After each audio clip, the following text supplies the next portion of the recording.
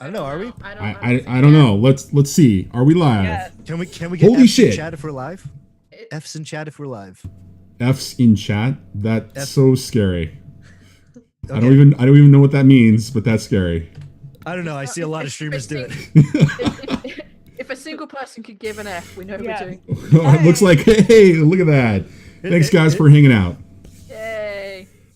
We are so we switched over to Streamlabs OBS. Things should be better. So we're just going to get started. We're going to stick with the 5 camera here. Any roles we're just going to talk about. Otherwise, let's just go ahead and get started.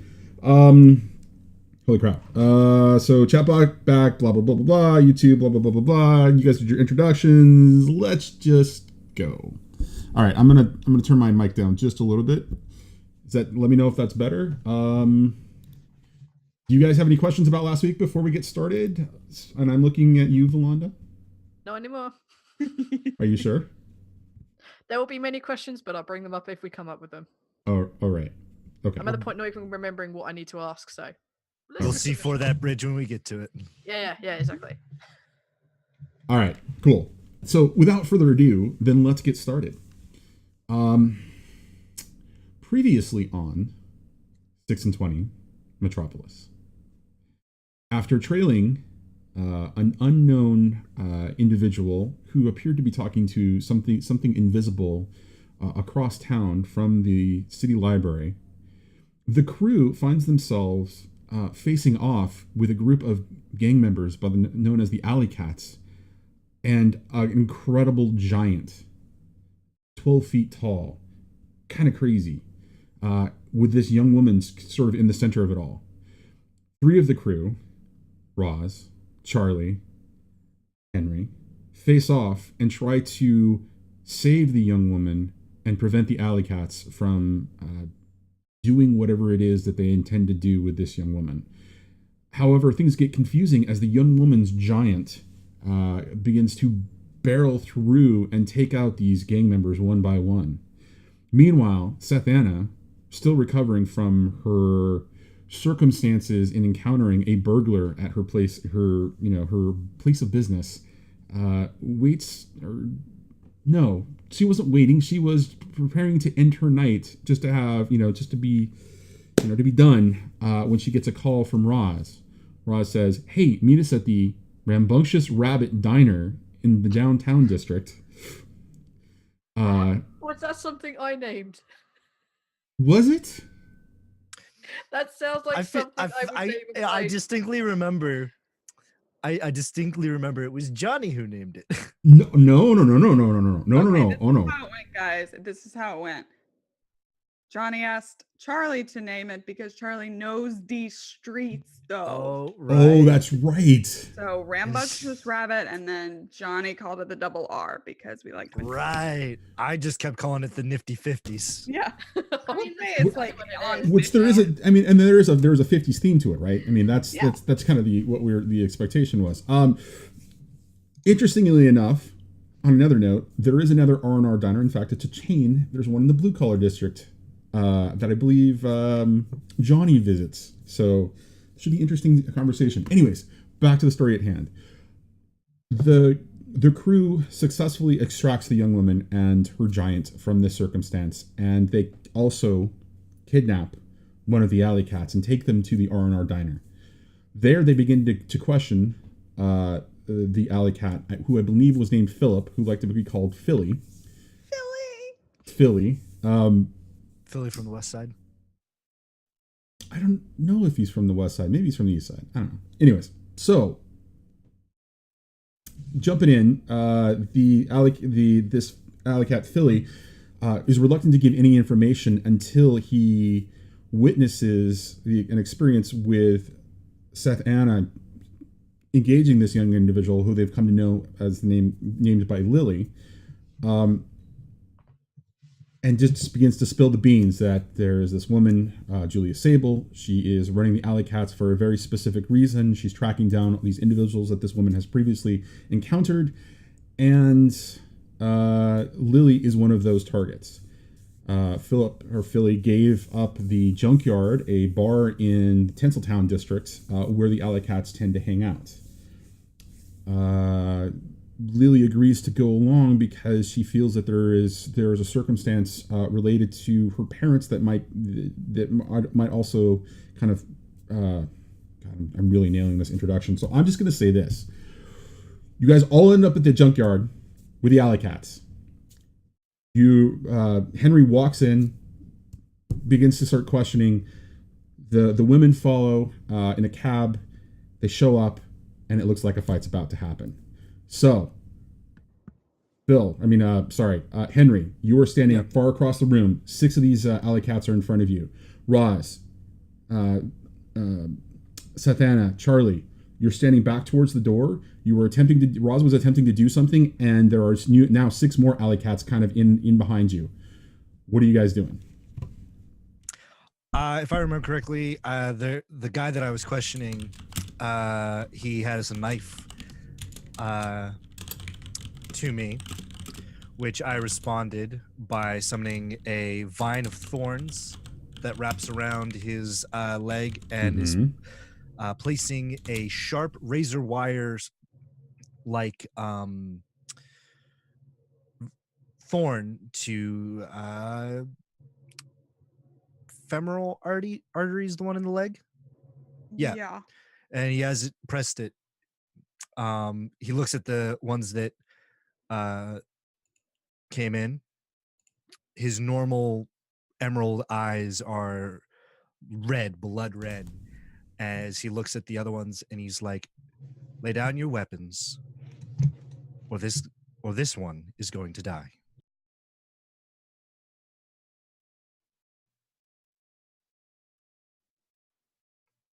Very sure of himself. The rest of them in front of you kind of pause for a second as you do this and look at each other, trying to figure out what it is that they're going to do. And so while that's going on, the 6 that come in behind Roz, Sathana, and Charlie move in quickly and begin to move around because they don't know what the situation is. They don't know what's going on, but they know the corner that they run into and they typically hang out in. And so as they move into the room, they all pause as they see this situation kind of unfolding, and they're looking around as well. So they're in front of us. Yeah, they're on this. They're like, they basically moved around you because you guys were kind of standing in the door, and they just kind of moved forward. I address the rest of the alley cats. I'm only looking for information of Miss Sable. That is all I want. I want to know who she is, or if somebody can set me up a meeting. I brought this jacket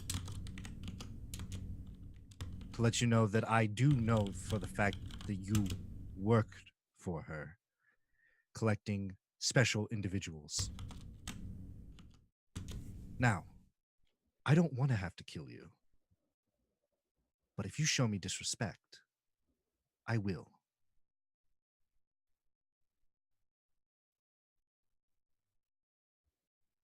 They look at each other again.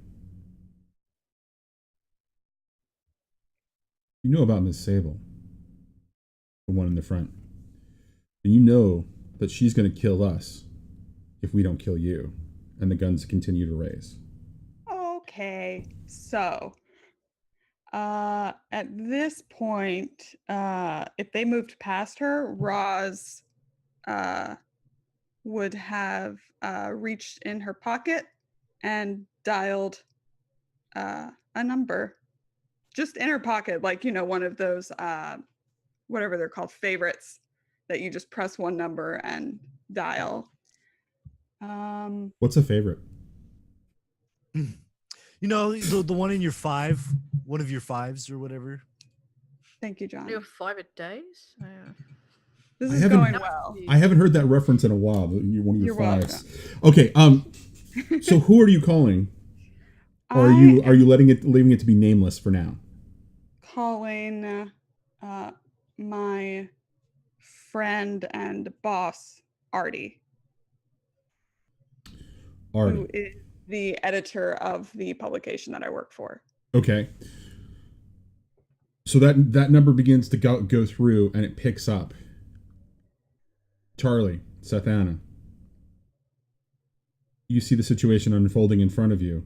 You see that the situation with Henry has gotten quite intense. How do you guys want to proceed?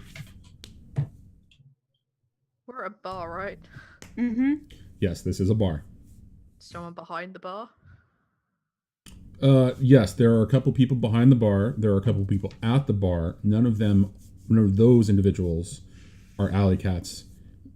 All of the alley cats are basically in the back corner where there is a pool hall, where they congregate. So there are those 6 back there. There are the 6 sort of around you, kind of holding their position, trying to figure out what the hell's going on. Yeah. Okay. I'll let you go first, Charlie, because I have a really stupid idea. So I'll Oh, I have no idea what to do, honestly. I like stupid ideas. What is your stupid idea? Yeah, go with your stupid idea. What is your stupid idea? Please.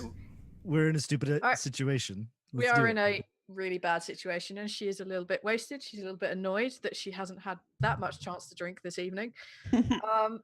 So she's gonna look at the other two girls, and like, so sue me. I'm gonna walk up to the bar as if this is any other bar, any other moment, because they haven't twigged that we're with him. Nope. And I want to get literally like walk up to where Henry is, and the guy. Did you say he's got some sort of knife to you or something, or you have? Yeah, the vines guy, or something? Guy has the a guy knife that down. I have in a vine has a knife to my throat. I'm gonna walk up and just sort of like put my arms between. Excuse me, thank you. I'm just trying to get a drink. Excuse me, drink here. Bartender looks over at you, looks over at the stressful situation, looks over at you. You do see what's going on right now, don't you? Yeah, but I'm kind of hoping, and I'm gonna put my hands on the bar, and sit on the bar, and face everyone in the bar. This is so stupid. But I was kind of thinking, instead of you shooting him or, him killing the shit out of all of you, we could just have a drink. The fact that he knows who Miss Sable is, the fact that he's coming here on his own without backup, clearly means he's got something she's going to be interested in. And I think she's going to be really pissed if you kill him, because he clearly knows something. And wouldn't it be more interesting, better for her if she found out how and what he knows? So what I suggest, rather than us all killing each other, because that can be done after she gives you the word, right? And after, you find out they're about to try and kill you, maybe we could sit down, you give a call, we all have a drink, and then nobody needs to die. You're saying this to the bartender. I'm saying this the sitting bar. on the bar, looking at the bar. At everyone in the bar. She's orating this to the entire bar. Yep, I'm orating to the entire bar. I'm suggesting, in the crudest of terms, that we have a drink, give her a call, and go from there. Henry kind of like looks at Sethana and then looks back at the guy, and he's like, "This is the safest route for you." And to be honest, I don't want blood in my booze, and that's all I'm really here for right now. I'm gonna reach back and grab a glass. Just put it next to me. All right. So I'm not. Whoa, what the hell just happened? Sorry, guys. Hold on just a second. We just lost something. Hold on just 1 second. Let's fix that. Our marbles, our lives. Marbles, our lives, and video are back. Okay, I fixed it. I'm sorry. Good job. I need some sort of a role here. This is in the most basic of terms. This is a ballsy move, and that's what I really want to call it. I want to call it a ballsy move, and not a condense or a change the game I think or it's taking a risk. Yeah. Sure. I'm totally taking the risk or facing danger, like head on, like, well, let's see what well. happens. So taking a or risk. is it convinced? Either, I think any of them. I think all three apply. I think the ultimate question, I guess, comes down to intent, right? I honestly do want a ballsy move just because I think it's it's great. But what do you want to change the situation such that it works into Henry's favor? Or are you trying to convince the entire room to follow what you're doing? Or are you acknowledging that this is going to probably end up in a fight anyways, and you're trying to distract for as long as possible? Because to me, that means it's either a change of the game, a convince, or a take a risk. Right? I mean, where ultimately is your intent here? I think that she's trying to play it off very much of she doesn't know Henry, and all she wants to do is have a drink, and maybe everyone else to just chill out and have a drink with her rather than having a fight. So I think it's more a case of like, just have a drink with me, pay attention to what I'm doing, don't kill him. You can do it much later, because let's all be honest, we'd rather all be drinking than killing. So I think she's trying to get them to just chill. So it's a convince So then. we can buy some time, yeah. Okay. I think it's gonna be convince. All right. So with a convince then, and sorry, stream, just because of the 5 windows, we're not gonna have the dice window up, so we'll let you know what the results are. So with a convince then, talk to me about what power tags are going to apply. Okay. I'm pretty sure conflict is going to be in there. Okay. I'm just going to go through the positives and then I'll go through the weaknesses afterwards. I'm pretty sure conflict is going to be there. I'm fairly certain that she's drunk, so Ollie's hit flask is there. She has delivered some sort of weird monologue. It may not necessarily be threatening, but it's definitely some sort of monologue. And they're in a drinking hall, so that's 4 power tags I think I could apply. Okay. The negatives, I'm pretty sure that guilt will be in there because she has just walked into a place. She has seen a young man basically being threatened, and that will definitely bring up Ollie related memories. So I think that will be the negative one in there. Okay. All right. Go ahead and roll it then.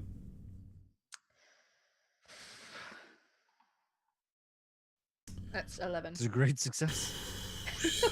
You know, this is where I say, fuck you, RNG. I have to come up with a new way because you guys get to use. Wait a minute, you used 4 power tags or 5 power tags? 4 with 1 negative. Okay, I thought I heard 5. So, I'm gonna have to figure some better ways to counter this. So, We like de-escalating situations in the doozies. apparently, We're really good at it. apparently you are excellent at de-escalating the situation, which frustrates the living hell out of me. So, you know what? I don't think we can be friends anymore. So, you've changed the situation. I'm just trying to put everybody in a bad situation, and you guys keep de-escalating it. Yeah, that's pretty much it, man. Don't mess with me. Welcome, Johnny. I just want to kill murderers, rapists, and thieves, but you guys keep de-escalating it. We're about justice, so We're us very killing them friendly. is vengeance. And like, you know, all that other good jazz. And what we want to do is serve justice, so we want to put them into the system to be dealt with properly. Okay, so when they hear this, when they hear you go on and on and on about this, right, and you're doing this whole monologue thing, you see that their disposition changes a little bit. The 5 around Henry begin to focus on you 4 around Henry begin to focus on you. The one holding the gun directly at Henry, who's got a knife to his friend, or yes, His friend has a knife to me. That's I right. Have a vine around That's him, right. And then That's he has right. a gun to me. That's right. So he's got he's got the gun pointed at Henry, and he keeps looking over, but he isn't taking his eyes off Henry really, right? The 6 around Roz and Charlie are kind of looking over at you, a little surprised at the change in circumstance. And you see some shaking of heads as the bartender is beginning to line up drinks, because he realizes that you really have de-escalated the situation and have now basically changed the way that they're going to do something. And so they all begin to kind of slowly move to that direction, not putting away their weapons. but, kind of motioning for you to grab a drink as well. Charlie, Roz, you see this happening. What do you want to do now? Oh, good party. I want to put on my best smile, and if Charlie wants to come with me, Yeah, I'll, I was gonna say, I was gonna go with that. and just start gabbing as we walk up to the bar, and I'll pull out some cash and a round for everybody, and just start helping pass out drinks. Because I really think this has moved in such a positive direction. I'm really excited to be a part of this plan. The gun begins to lower a little bit. Gonna let my friend go. We're gonna go have this drink. I kind of look over the blood red irises kind of shimmer a little bit, and he's like, "Of course, are you going to set me up a meeting with Miss Sable? Or are you at least going to let me talk to you about the prospects of We're setting-" going to go have a drink and sort this out. That Very doesn't well. mean I'm not going to kill you, but it does mean we at least have an opportunity for another way. Of course. And he puts the gun away slowly and he backs up. Respectable. And Henry kind of twitches his finger this way, and as he does, the vine just releases its grasps and then just kind of slithers back into the earth. I bring a shot to that guy who just put his gun away, and I'm gonna take a shot too, if he'll accept it. I think this is going really well. Okay. So as the vine kind of moves and the guy kind of steps out from your grasp, he's shaking, right? And you can see he's shaking as he puts away the knife. And he slides it, into the holster. He looks over at you. And he looks down at the jacket. Hey, that's Philly's jacket. Where'd you get Philly's jacket? Where's Philly? What did you do to Philly? I put up my hands and I say, "Look, Philly is perfectly fine. Him and your other comrades decided to jump a poor innocent girl, and we intervened." That poor innocent girl is standing right there. Exactly. And you see the guy begin to pull his gun out because he didn't realize that she was there. And I see that. I'm going to put a drink in his hand as he's bringing it out. Hey, let's not do that right now. Let's just talk. Because I don't want blood in my booze.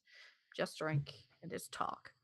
And I'll sit at the bar proper, trying to ignore what's going on. Kind of looks between everyone. All right. Why don't you sit with me back at this booth over here? Of course. Hey, Lawrence, and he points to the bartender. Keep him coming. As I walk with him back to the booth, I say, "Unfortunately, Philly's still alive."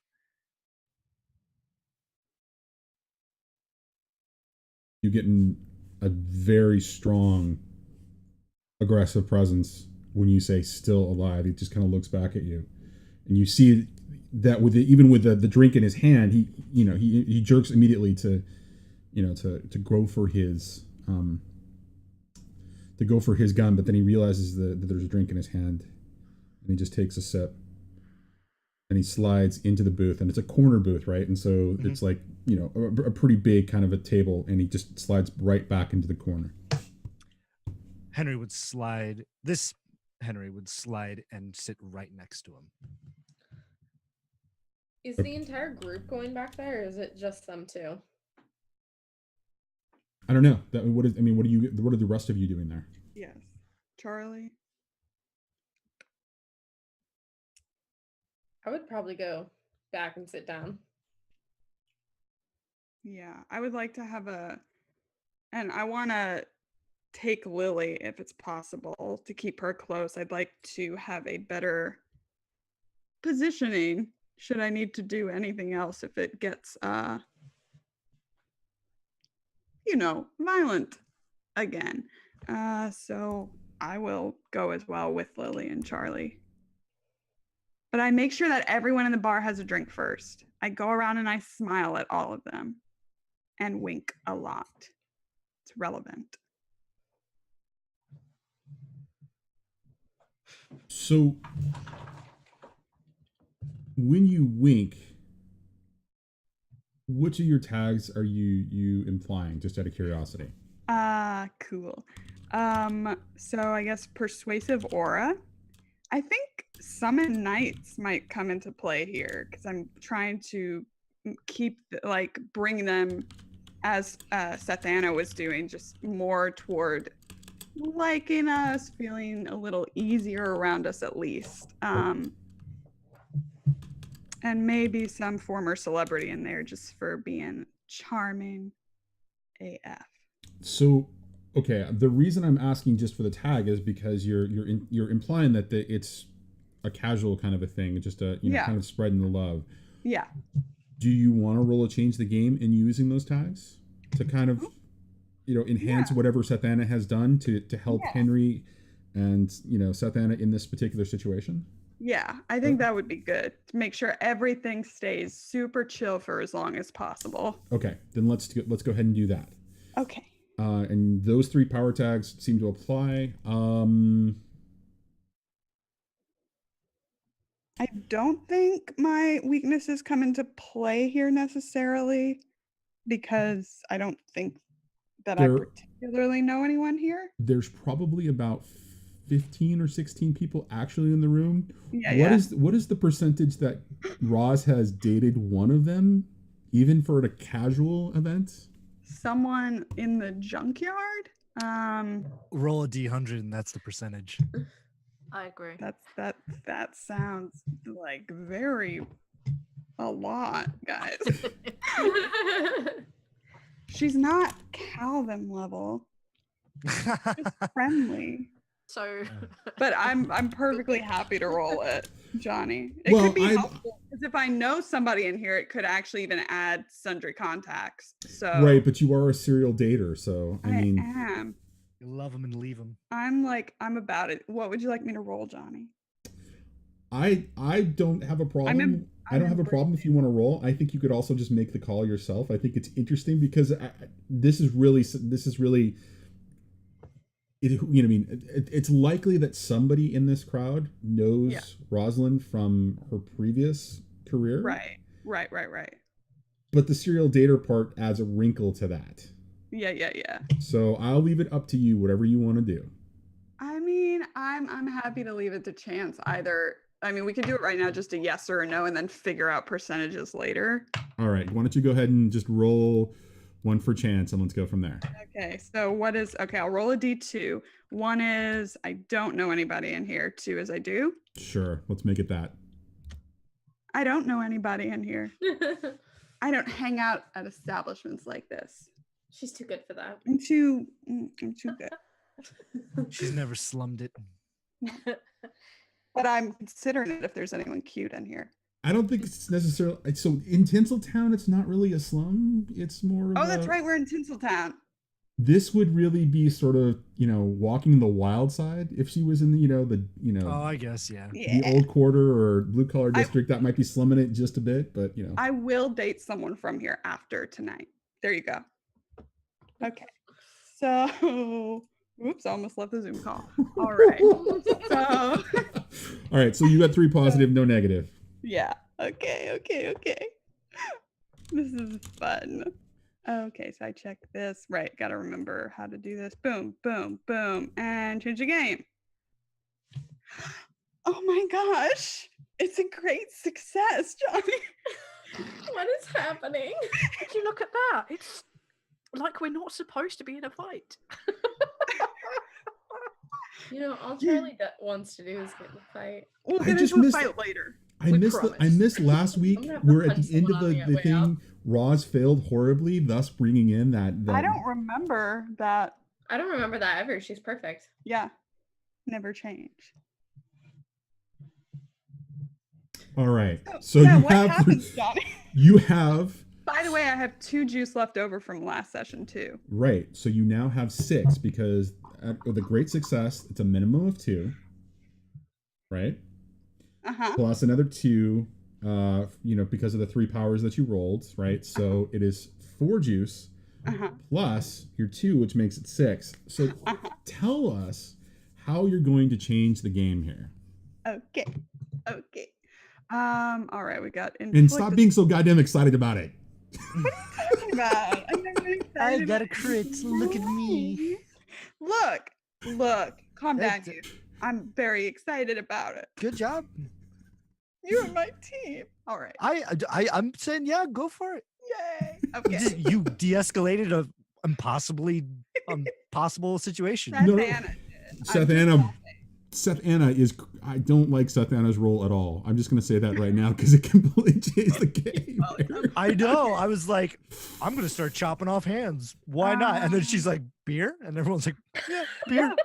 She's super awesome. It's beer 30, guys. Come on. Nobody fights on beer 30. All right. Nobody fights on beer 30. Go for it. I want to use. Okay. Could I add a new tag to one character, object, or location? Could I do something? Do some kind of tag that's like everything is super chill. So you can add. Okay. You can definitely add that to the location. And maybe make it out like a story tag, right? Yeah. Ooh, yeah. And so the story tag for the time being is, subdued or chilled environment, right? And that's where we'll definitely start. So that's one tag. I mean, that's one juice right there. So, and then could we prolong that effect? That's one of the options on Change the Game. It is one of the options in Change the Game. So I'm going to ask you this question. Yes. This is the first time we're implementing a prolonged story tag on a location.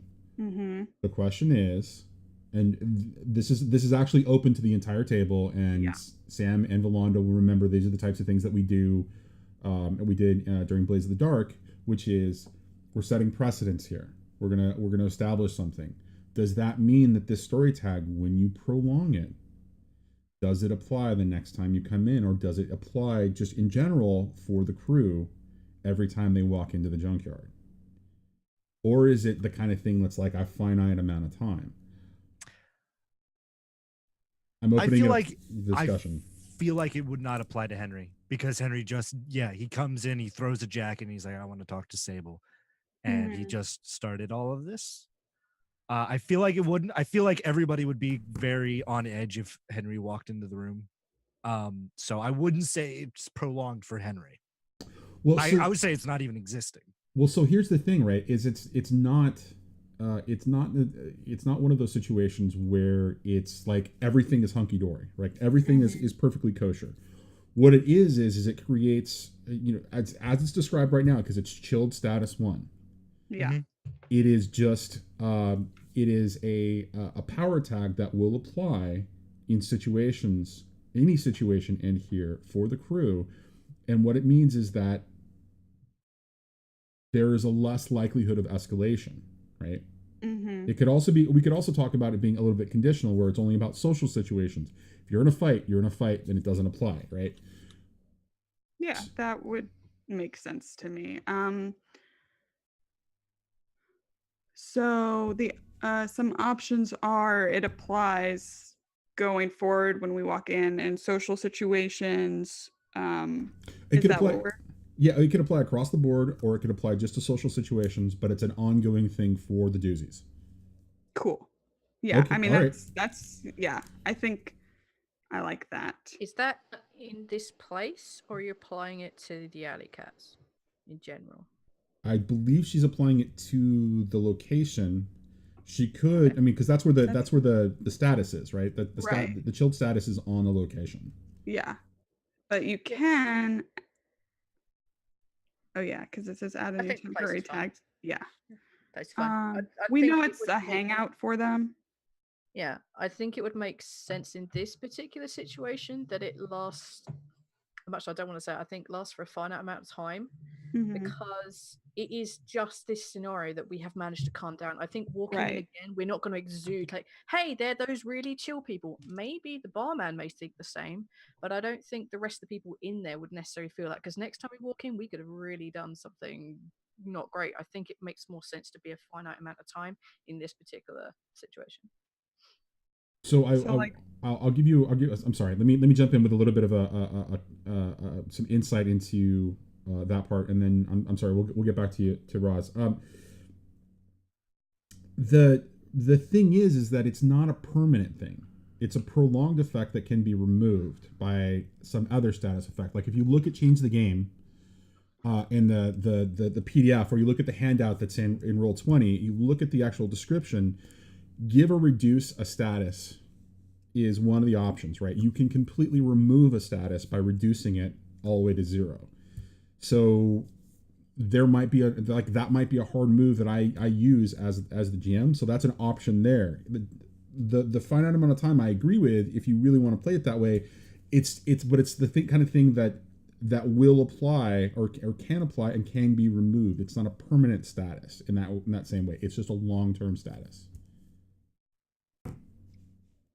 okay. So that being said, I'm sorry. Go ahead. Here, I might, if you don't mind, I might revoke it being on the location. Okay. So I have a better idea. So it says add a new temporary tag to one character, object, or location. But then you can also scale up the effect to more targets and prolong it.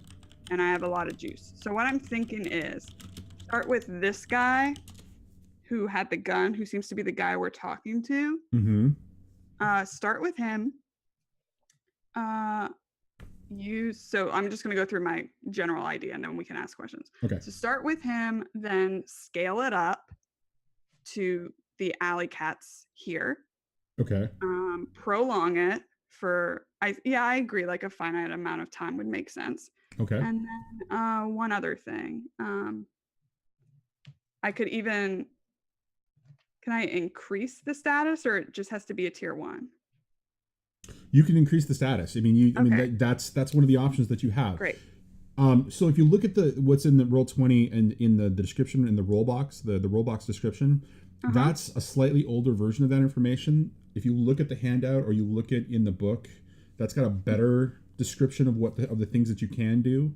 Cool. And it's a little bit clearer. So just as an FYI, that there's that there.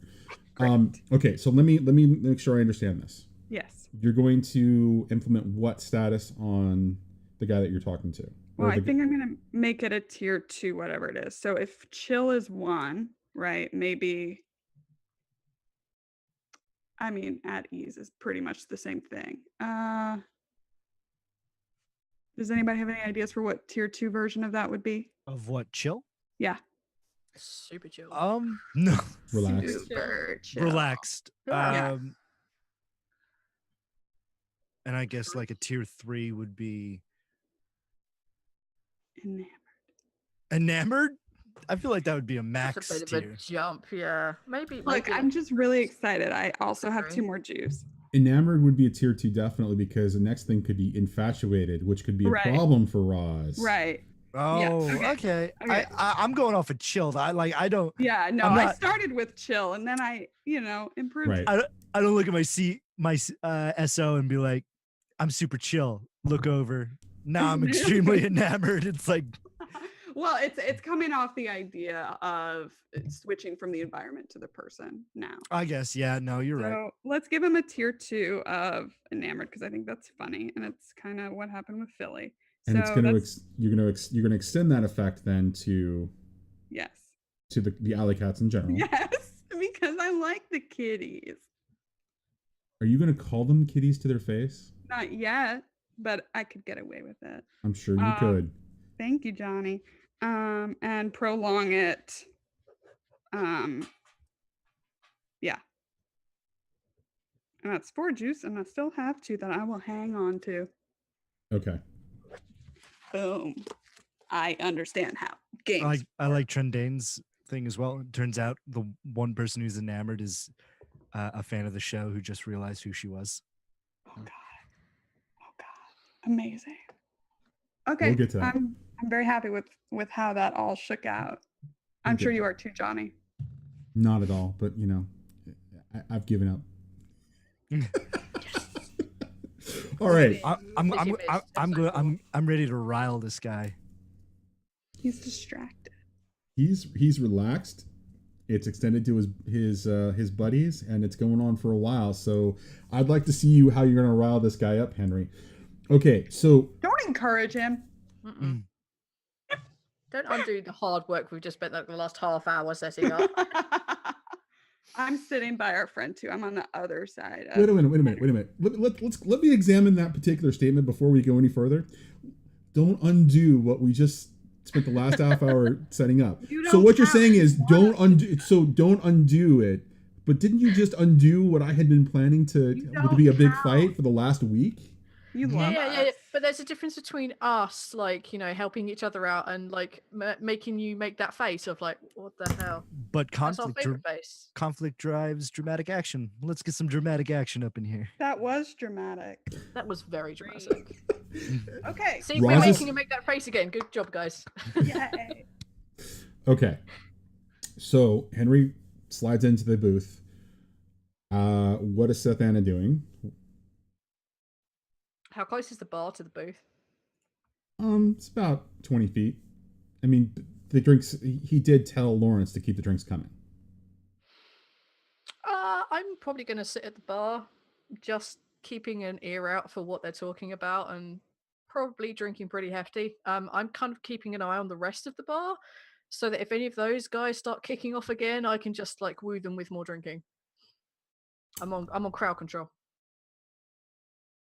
Okay. Roz is working the room with her change the game, or are you going to do basically just kind of walk and do that and then sit down at the table with Henry? That was the idea.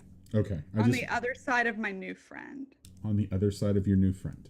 Yeah, so Henry's by him, he said that, and I want to be on the other side of him. And what about Charlie?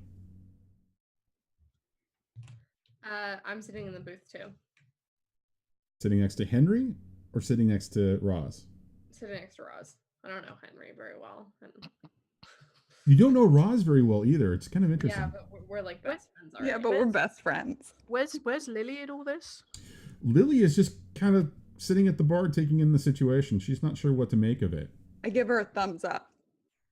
I'll make sure I sit with Lily then. I don't want to be on her own. Okay. She's probably too young to be in here anyway. So. Yeah, well, If I'm in here, she's fine. Yeah, that's fine. Yeah. Okay. So, as you're all kind of scooching in, and he just kind of splays out a little bit, kind of stretching, just to make sure that he's got a little bit of space around. All right. Woman over there is buying us the drinks. You guys get to start. Good. We gather that this Miss Sable is after very unique people with very unique abilities. Yes or no? Is she after people with unique abilities? I want to confirm that we're on the same page. He looks at you and gives you that sort of, why are you starting with this kind of a look? And he says,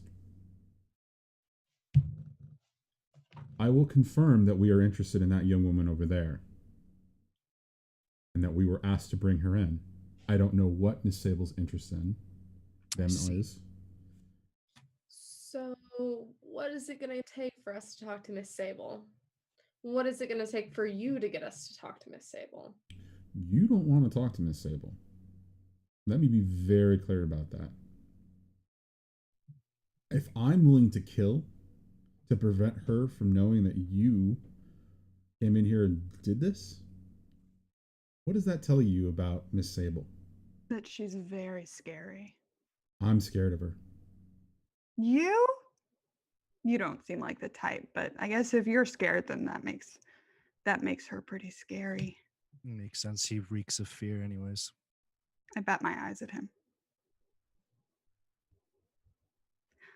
Kind of looks over at Henry, and as you start to talk, he holds up his finger, says, goes, hold on just a second. You're damn right, I'm afraid. I've seen what she does to people. I look at him and the eyes meet. What does she do to people?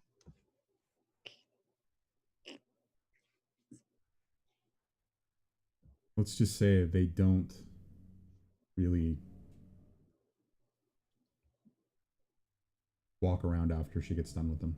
In fact, they're pretty bloody and Like razors cut them? more like claws. Mm. Can I ask you just like a completely unrelated question?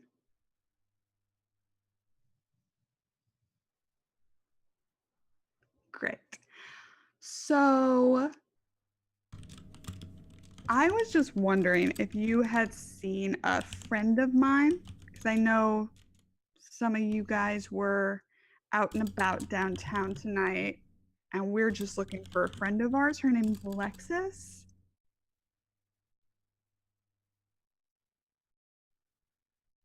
Backs up. What do you want to know about Miss Dere?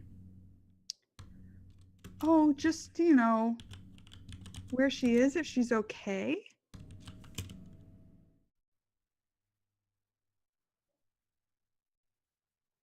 You asked me about Miss Sable. I agreed to talk about Miss Sable. Miss Dere is off the table. Well, I didn't ask to talk about Miss Sable. She's right. I did. He did. But now that we're on the topic of Miss Dere, I would pull out. Pulls the gun at Henry and says, that one. And he points to Sathanna at the bar sitting next to Lily. That one requested that we talk about now. I used my folded up cane seeing eye stick and I swat his hand. Roll it. Roll it. Okay. Let's This will go. be fun. Yeah, let's do this. Smacks hand with perfect gun, short- causes it to go off. No, he'll drop it. I want to do it before okay. Perfect short range target. Yeah. Martial arts, outgoing agility.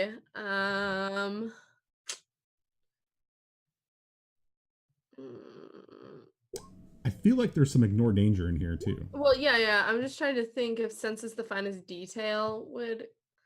You're basically in close range, right? So Yeah. I think that can apply as well.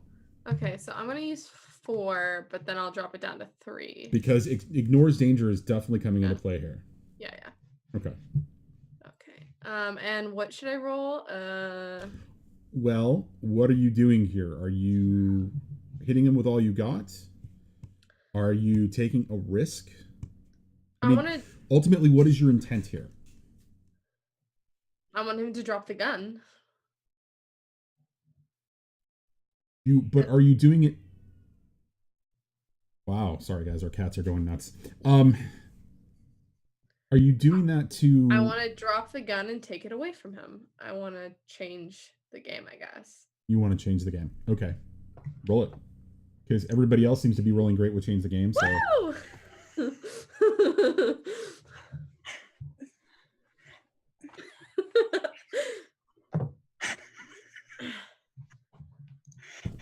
Do I even need to be here? I mean, honestly, should I just leave you guys alone with the game and you guys can... Proud of us, Johnny. We're thinking players. outside the box. And Orange Jesus is rewarding us for that.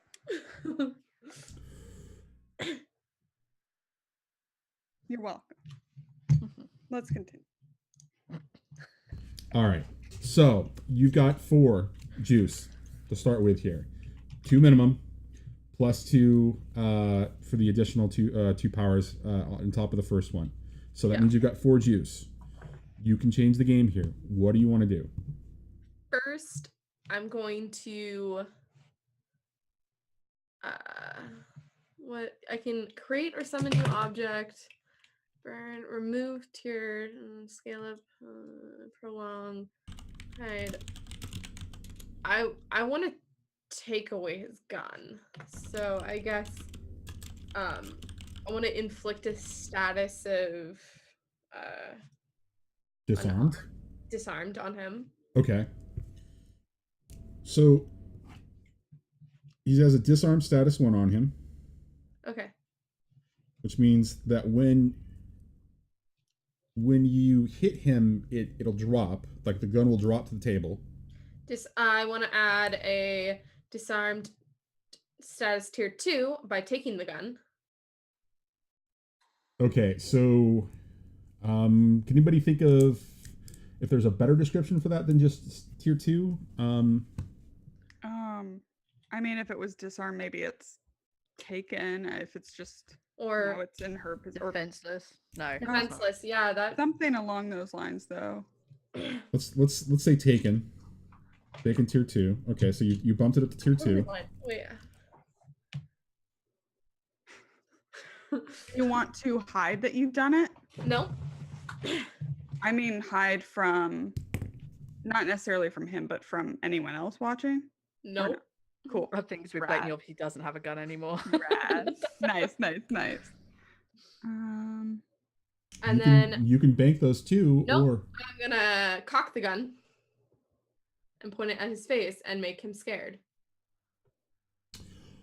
So you're going to inflict a different status tag then of intimidated. Yes. Intimidated.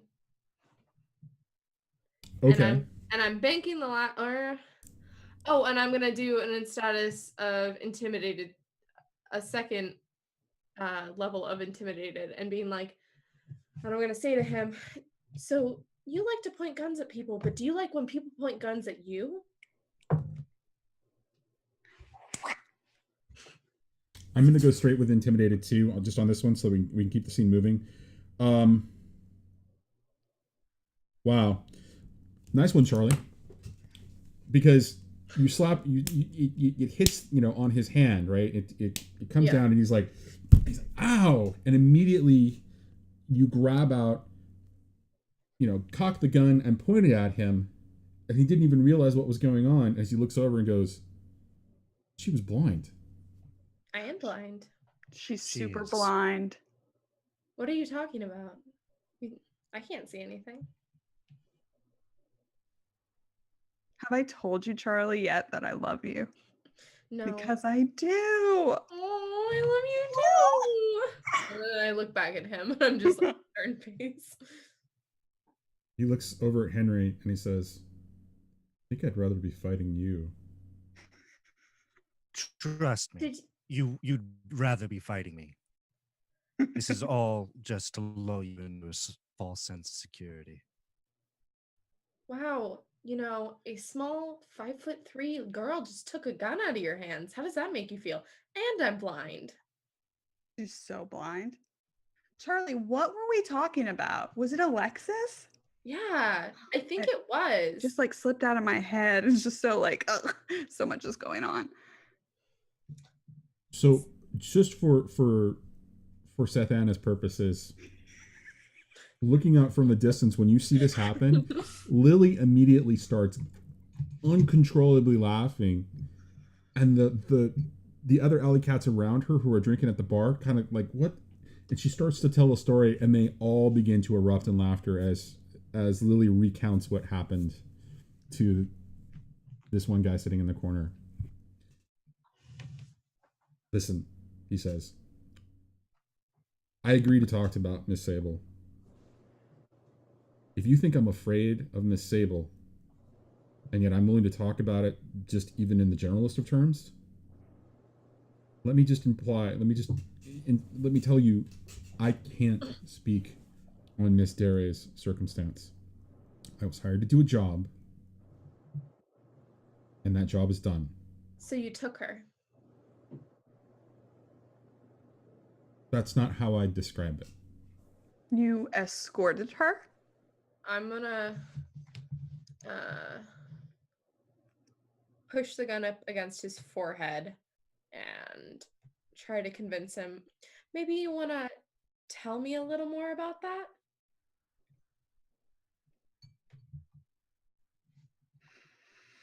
So you're going to convince him. Yes.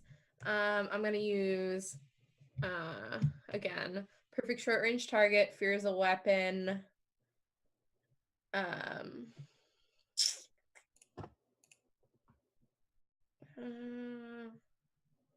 Since we're all together, does persuasive aura Yes, help? it gives her a bonus. Yeah, I'm waiting. And then probably like my agility if anything goes wrong, you know, if he tries to grab for the gun. No? No, I don't think that one's going to apply. Okay. Because what you're doing, it's more about the mental or the social aspect of this, right, versus the physical aspect. Yeah. You've already got him covered with the gun, so pointing, really kind of pushing it into his temple, and yeah. And the tags on him, do they apply to this or no? So the intimidated 2 is definitely going to apply. Cool. So that you add that +2 to that. I'm wondering though,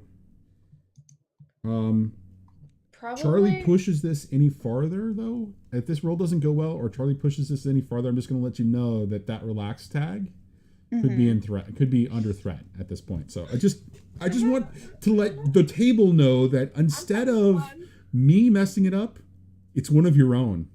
That whole half an hour issue. Okay, all right. Just making sure. We can take that. All right. You know what? Good job. So, and then any weakness tags.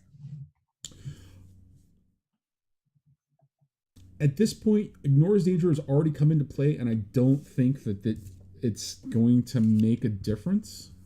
Yeah, and I don't think, honestly, this would expose me much. Actually, it would. Maybe.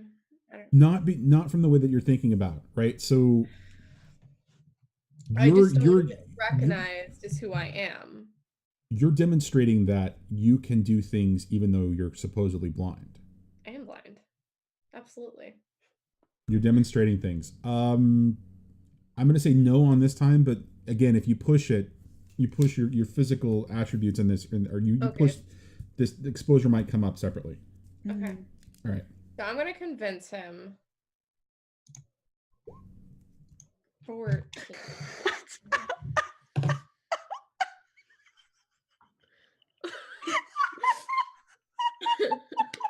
I think we're breaking the game today.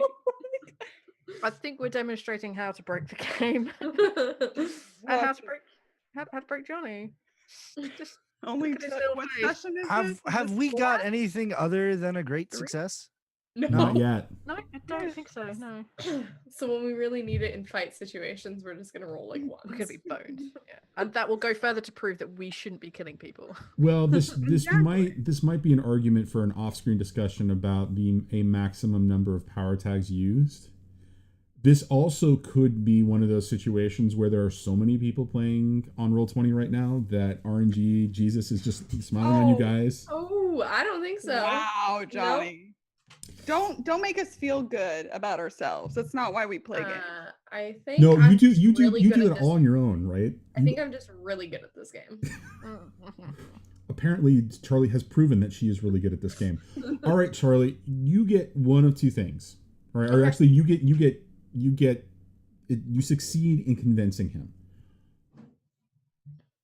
What that means is that he is going to change his tune. He's going to change his agenda. He's going to change his reasoning, or how he's going to tell something, or how he's going to convey this. Do you want to say something to support you kind of pushing this gun basically into his forehead and saying you're gonna start talking to us?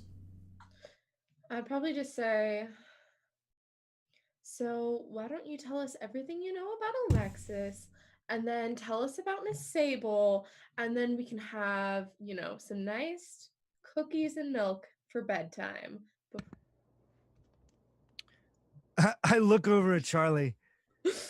Cookies and milk. She's They're very young. delicious. Right. I'll bake some for you. I make these Kahlua chocolate chunk cookies. Oh, God. Under. Okay. virgin Kahlua chocolate chunk cookies somehow.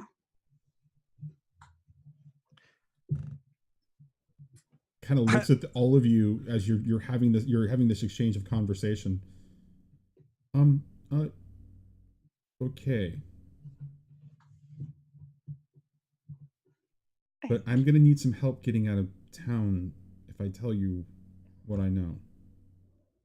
Absolutely. And I would pull out a wad of cash and stick it on the table. I'm not talking about money. I've got money. And he looks at Henry, he looks over to Roz, and he says, Can you get her to get this gun out of my face? Of course. Charlie, please remove the gun from his face. I would do so. I would just put it on the table. I would take it apart, actually. I would cover the gun pieces in vines. Yeah, I would completely take it apart. It's like, there. Now the gun is completely useless. Okay. I scrunch his hair.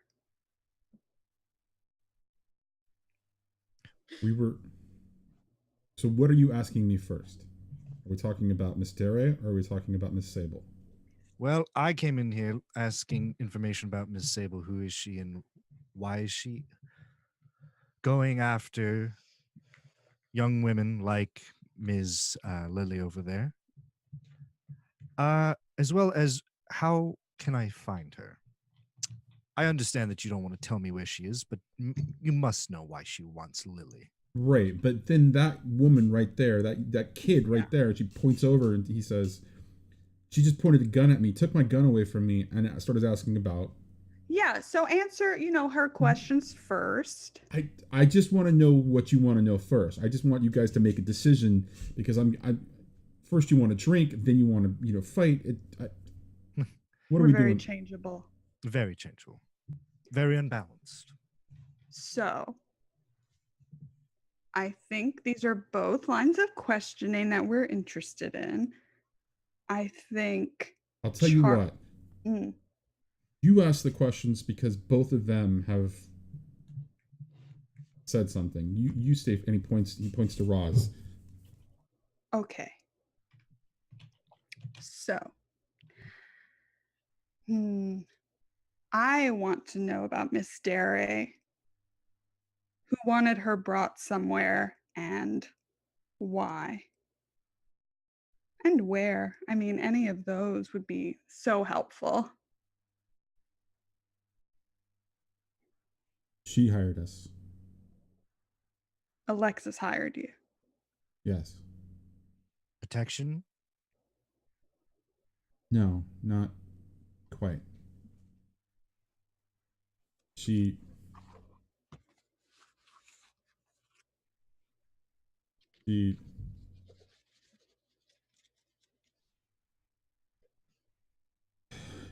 needed it to look like she was taken. And she needed us to act like the kidnappers. Does this have anything to do with the Walker Foundation? I have no idea what you're talking about. I know what that organization does, but I don't. All I know is that we were contacted separately. We were brought together to plan to get the sisters, and we were just told to show up at the library and escort Miss Dere wherever she needed to go. Where did she go? We escorted her a couple of blocks away. She got into a limo, and we don't know where she went after that. It was one of those high-class limos that you can get through, I think the service is the Apollo service. It's got to be very expensive.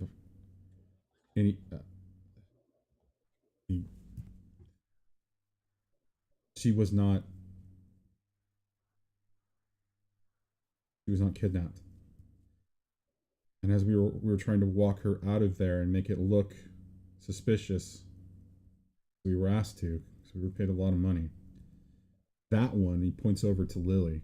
That one showed up and started causing some ruckus and killed a couple of our boys.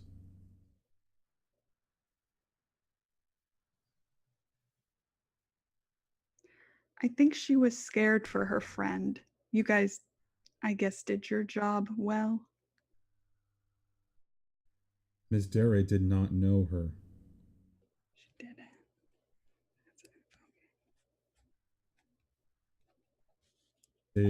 There was a bit of confusion and a mix-up. Ms. Dere tried to explain, and then she yelled something about Hans, and the next thing I know, a couple of us are getting crushed. And he looks over at Henry. Now, I know you have questions about Miss Sable. Looks back at Roz. She can't know that we did this. You have our word. She can't know that we were working for Miss Dere. She'll more than kill us. She'll kill our families. He kind of looks over at Henry, looks back to Roz. That's really all I can tell you, other than person.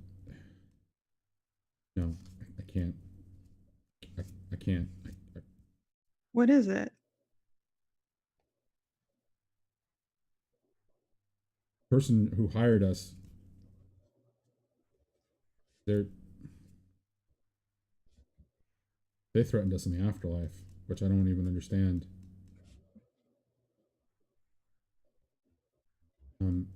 Movers and shakers is what he said. Movers and shakers. And he gets all weird. He begins to kind of like go inward. Gonna turn around at this point. Okay. Kind of walk over to sit at the end of the booth.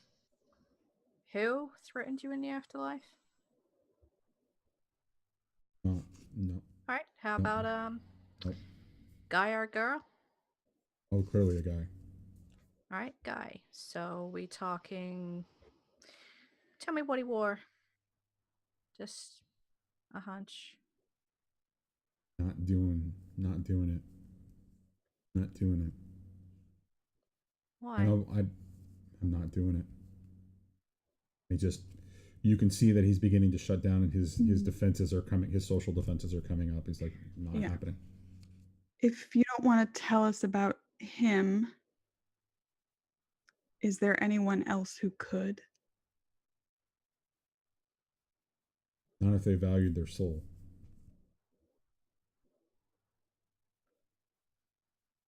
Souls. Why are you afraid of losing your soul? Have you done something wrong?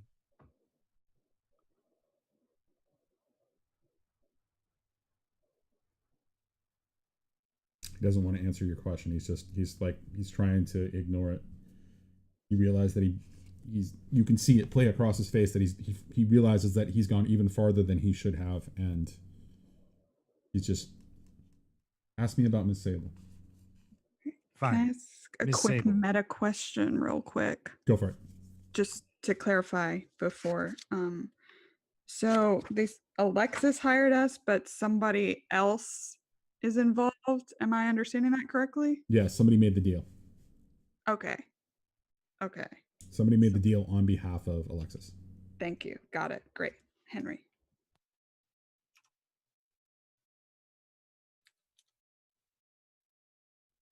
You said movers and shakers. Hey. And she's gonna put her hand out to the side of his face and just turn it. So he pulls back. He's like, listen, this is weird. This night has been weird enough as it is. I'm not. I want to be done with this. I need to go. We have one more question. I have one question. Hey, you're not dead because I'm me. So maybe you can just answer one question for me.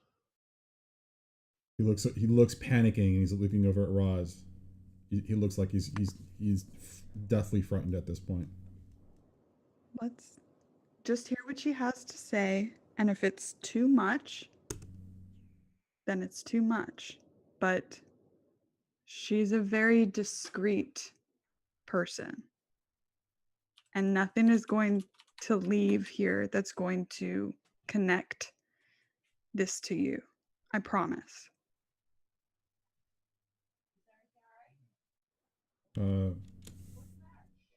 Sethana? And he's just, you can see that he's just trying to ignore this. He's afraid there's something huge going on here. Yeah. Go out on her hunch. So, are we talking someone from Xanadu? Who wants to go to that frickin' bar? No, what? Talking about afterlife and death and movers and shakers. What the hell are you talking about, lady? This isn't about a nightclub. So, what's it about? Because You said one question. I'm not answering any more of your questions. You It's guys okay. wanna... That's helpful. Thank you. That's very helpful. Is it? Yes, it is. We've gotten information about Ms. Derriere. What's her name? Derriere. Dare. He looks Sarah. Dere. Yes. But what do we know about Miss Sable other than she kills people? I kill people. I kill people who frustrate me. Good thing we're all friends here then, Henry. Sir. Yeah, we missed that a little bit. You're roboting a little bit. Yeah, I know. I have You're no back. idea what's going on. I said I kill people who frustrate me.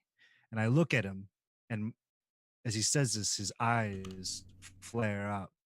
You're frustrating me. Hey, I put my hand out to, and I'm just going to look at Henry and say, hey, he answered our questions. We said we'd have a drink. You got to have a drink with him. You got to have a drink with him. You got to ask your questions. I asked my one question. So, If I wasn't allowed to shoot him, you're not allowed to kill him. kind of got to agree. And the whole thing with booze and blood still applies. I just want to know a street name for Miss Sable. Nothing wrong with somebody walking down a street now, is it? I don't know what you're talking about. Straight. I don't know where she lives. Where do you meet her normally? I don't meet her. She shows up occasionally. Then how do you get your jobs?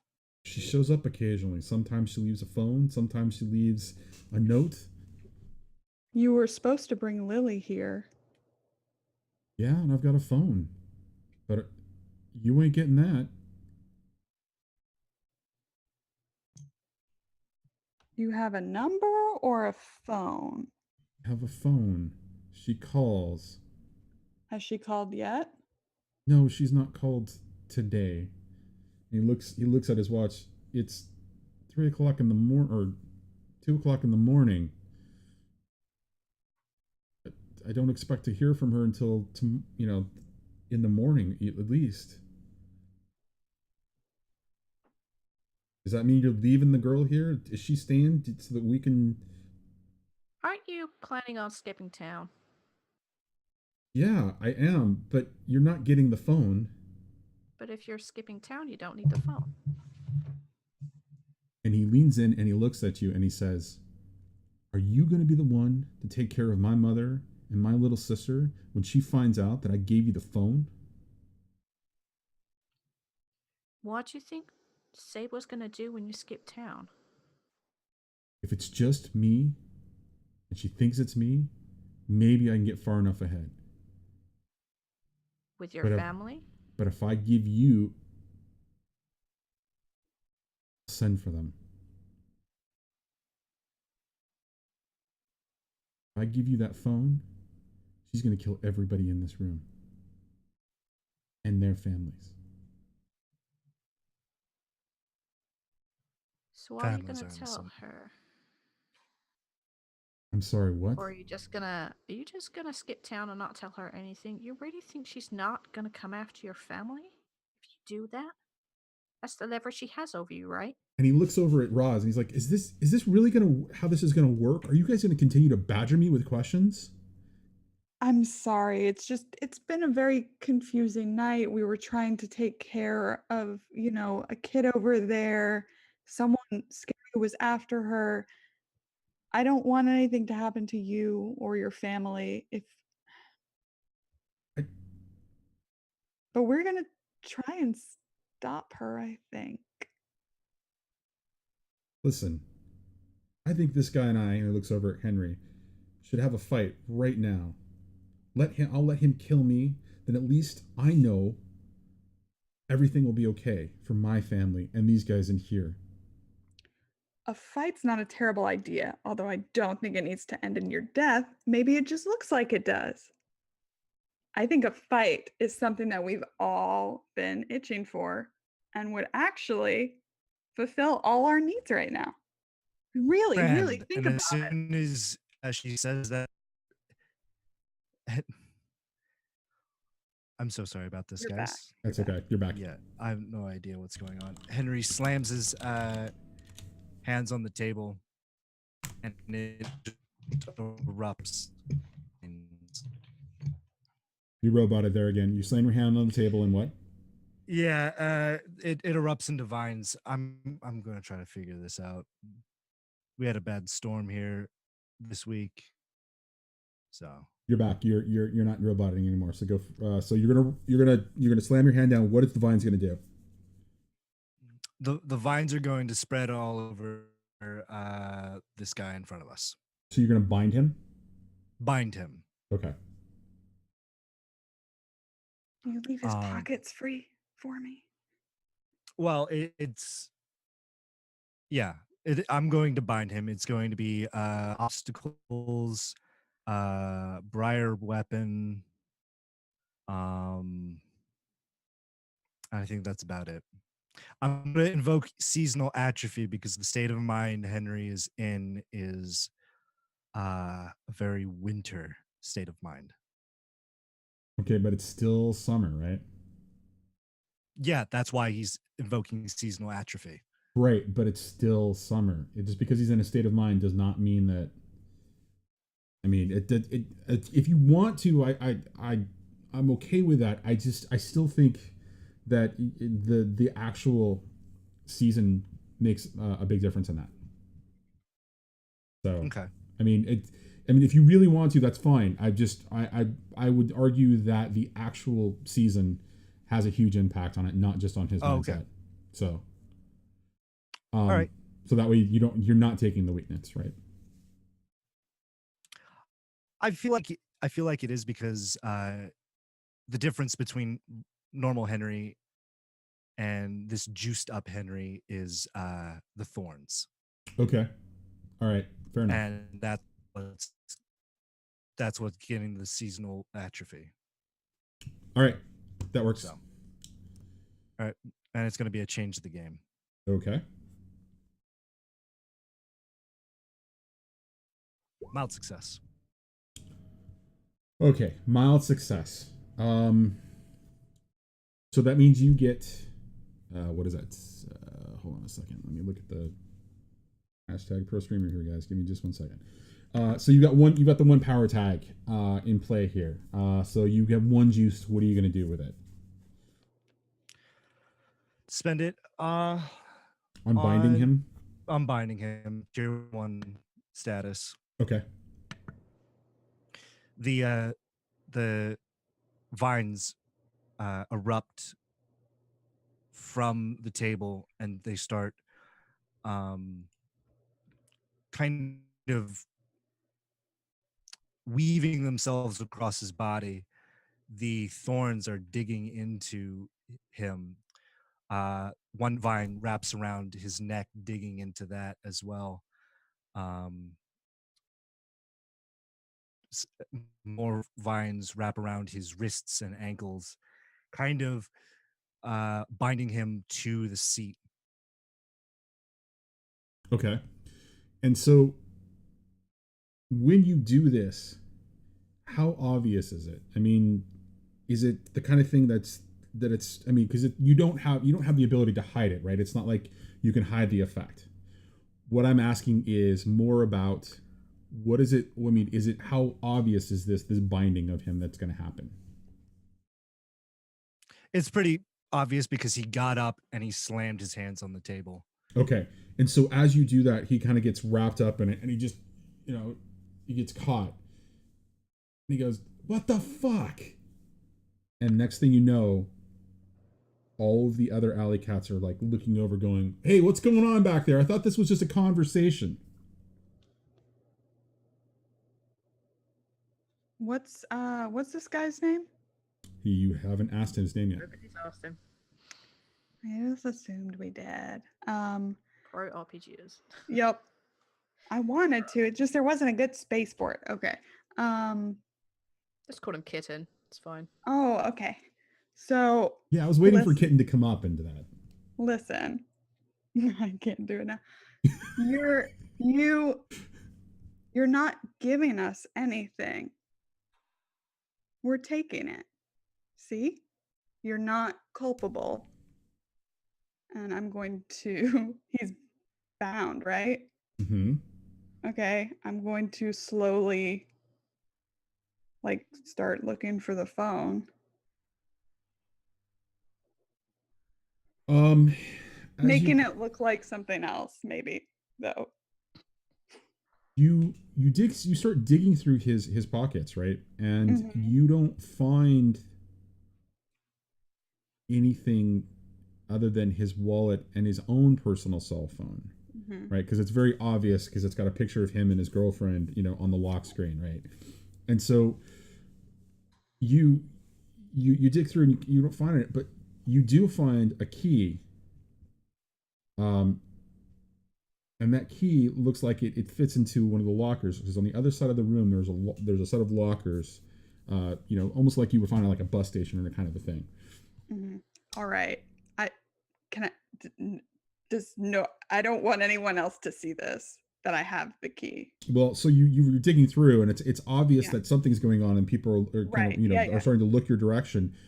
It's not immediately obvious that you have like picked his pocket essentially. Oh, well, there's nothing here. I don't think he's going to be helpful. He's saying, he's sticking to his guns, guys. And I think that we should leave him be. Significant pointed look. It's enough for me. I'm going to go sit with Lily. Den. I'm out.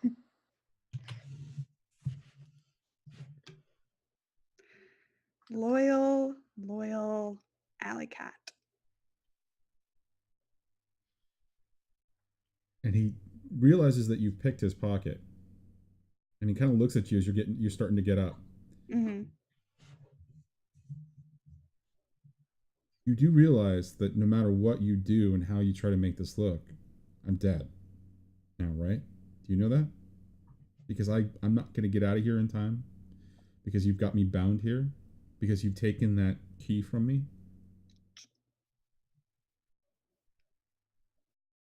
Well, Henry, you don't need anything else with him, do you?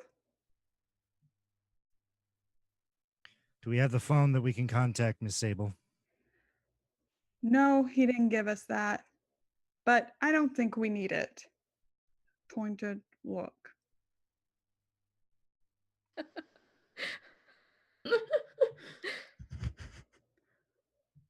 Fine. Just let's get out of this den of gangsters and thieves. And as you all are getting up, more of the alley cats are starting to come over. Hey, what's going on? Why is he bound like that? What's going on? What are those ropes? They're we were playing. Okay, roboted guy. Say that again. We were playing. Yeah, I don't know what is going on. I feel like would it be so wrong if I were to dip out right quick and go restart my router?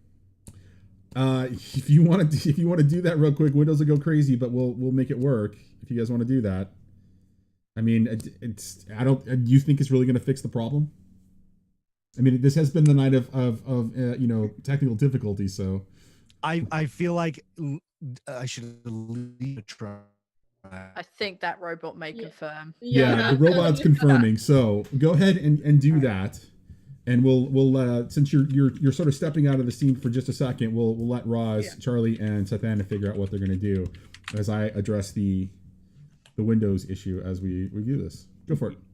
All right. So I want to help this guy. Okay. Yeah, I want to help this guy get out of town. I'm not moving toward the lockers. I'm not doing anything like that. Oh, I look like I have the bottom of your mouth. It's terrifying.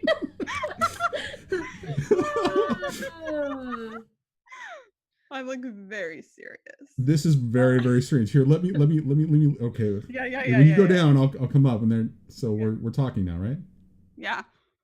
I think I need to. Okay, great. So. All right. Help. I want to help this guy somehow. I want to help this guy either get his family out of town. So I'm trying to think of ways to help him without nobody else has seen that I've taken anything from him. So yeah. I might have things that might actually help with that. Yeah, like you did with Philly. And fight or flight. We want him to go. We want him to change his fortune. So we can do that. If we extend it out further, perhaps we can get everyone to piss off at the bar so that you can get to the locker. Mm-hmm. And he's back. Look at that. Welcome back. Oh, I think that's a freeze. No, he's back. Oh, that was a freeze. But we can't hear you though. Muted.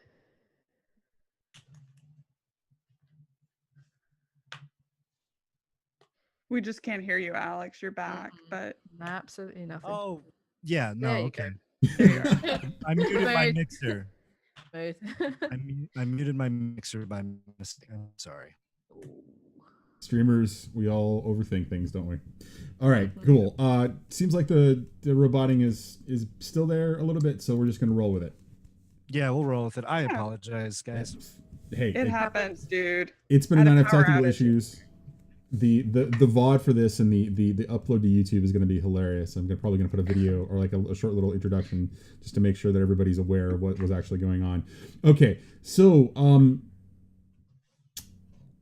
you're kind of all moving out as these out of the booth as he's kind of down there, and they're like, hey, what's going on? Why is he bound? What's up with these ropes? Where'd these ropes come from? You guys didn't have ropes. And he's like, Jesus, let me the fuck go. And he's struggling. Can we let him go, Henry? I mean, he's not going to give us anything. Let's just let him go. Yeah. I look at him and I say, what is the initiation to be an alley cat? Trying to join us now? No. What is the initiation for being an alley cat? That determines whether or not I set him free.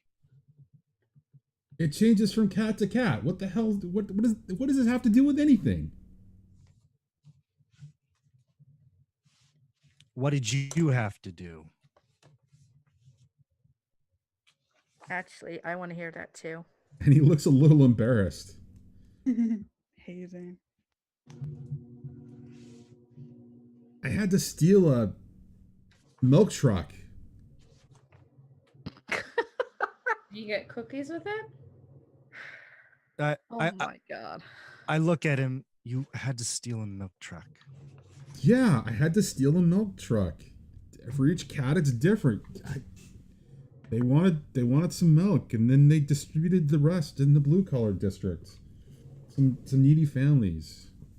I think Sethana would actually be yelling, like, as he's saying that, she'd probably be loudly telling Lily, building on the story they had before about the guy's gun being stolen.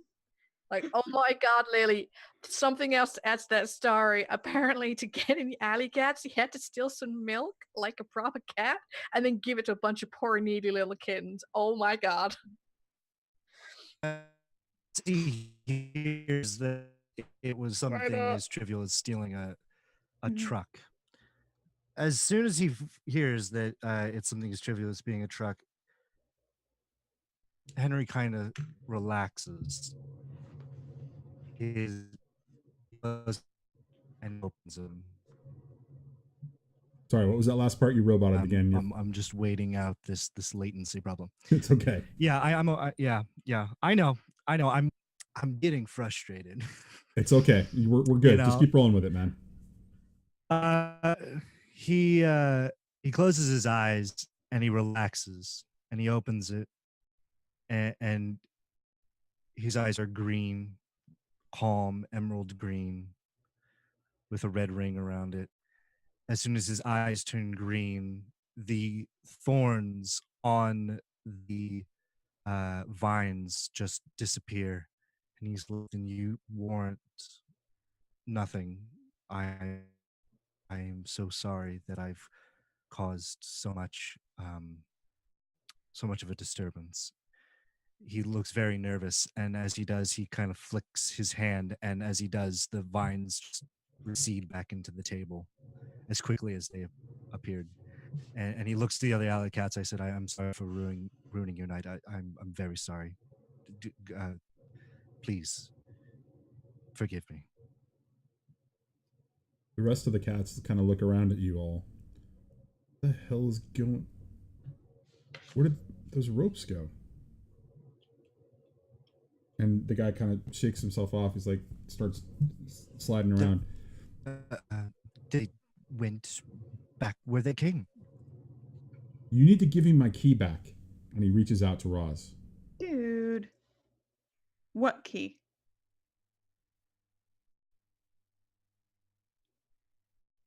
I told you I can't give you the phone. You didn't. You bought drinks. She slapped my gun out of my hand and then took my gun from me. He wrapped me in something. And I feel violated. Oh. And he's reaching out his hand. He's like, I can't give you the key. I can tell you where she's going to be next. If you want to leave me a phone number, I can text you. That's the best I can do. It means all of our lives here. And at that... Yeah, no, I hand it back. I hand it back. Now give me your phone for just a second. And he reaches out to Roz. Okay. He types in his phone number and he hands it back. And his name, which is... He hands you his phone back, your phone back with his phone number. And I will send you a text. As he sends a text to himself. Do you have like an alley cat like street name I can call you or something? Felix. Garfield. Tigger? He kind of looks at you.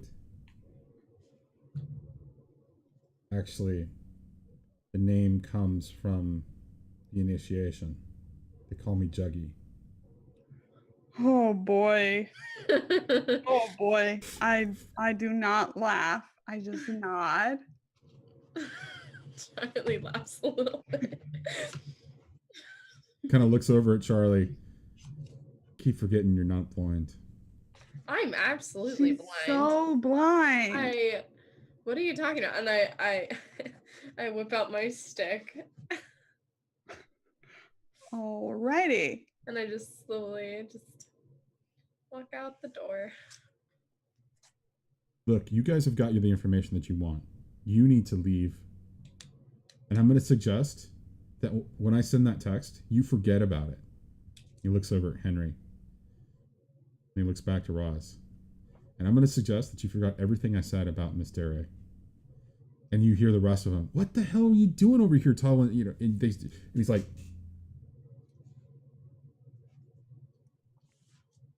please. This will only get worse. Especially right. if he finds... Shit. Mm-hmm. If he finds out. If you want to get out of town and you need you and anyone else here or elsewhere moved, I can arrange it for you very quickly. So if you need help, you know. What's the next Ask. child star gonna do for me? And he starts to walk away. Okay. And Look they're like, around. child star, the rest No. of what do you mean? No, Who are you? They start looking at you a little bit. no. I just go into my sexy turtleneck that I've been wearing all night.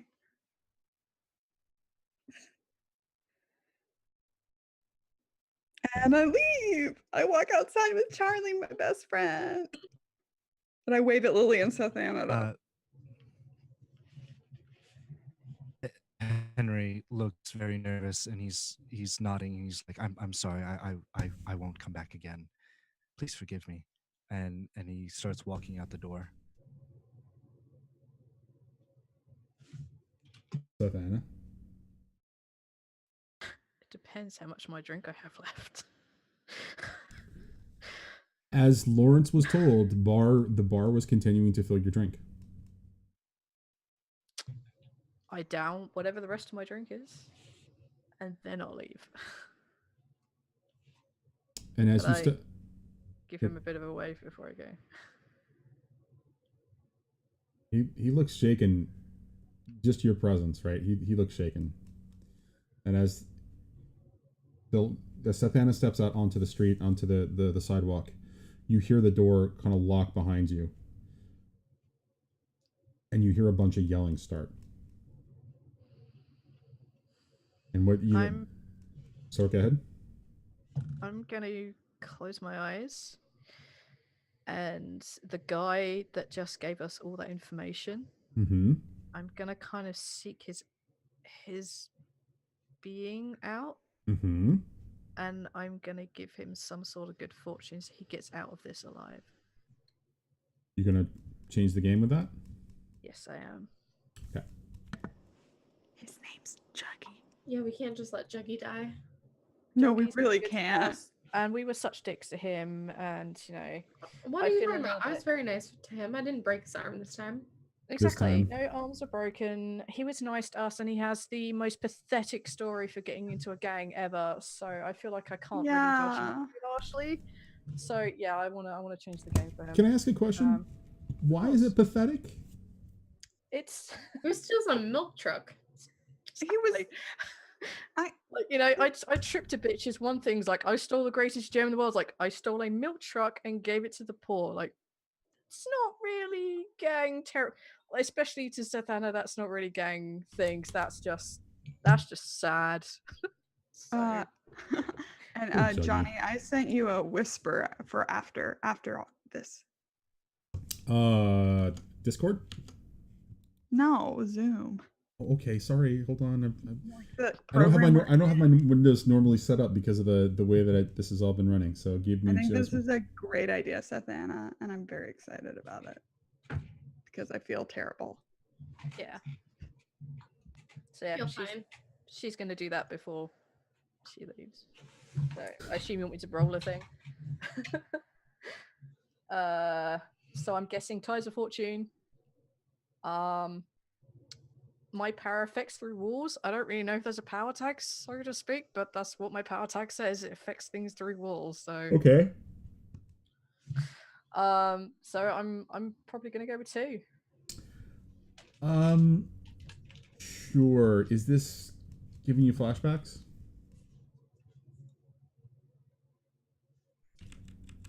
Given the desperate situation? I don't think so.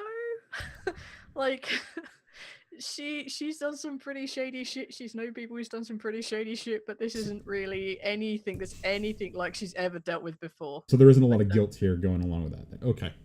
I don't think so, no. This is more coming from a place of commiseration, I guess. Okay, fair enough. Go for it. That's just 2. More success. Okay, so what kind of a story tag do you want to apply to him?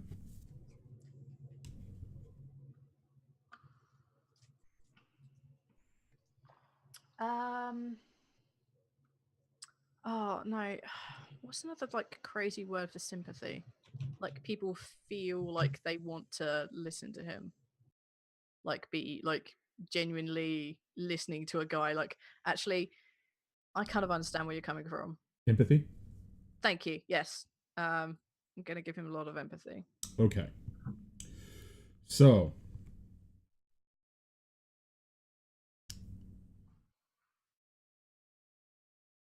you extend this good fortune to him in the form of empathy, and as you do, you get a sense of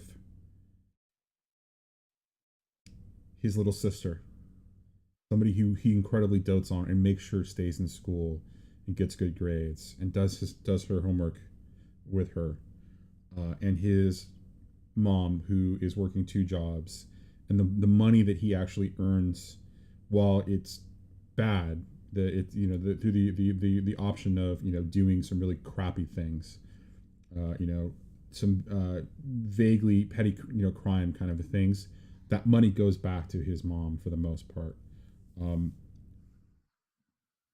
except when he spends it on his girlfriend, which he does occasionally blow all of the money that he earns on her.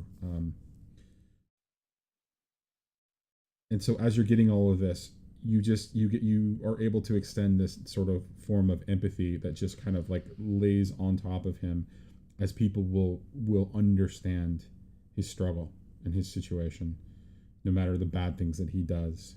For a little while, he will, people will appreciate what he's struggling with.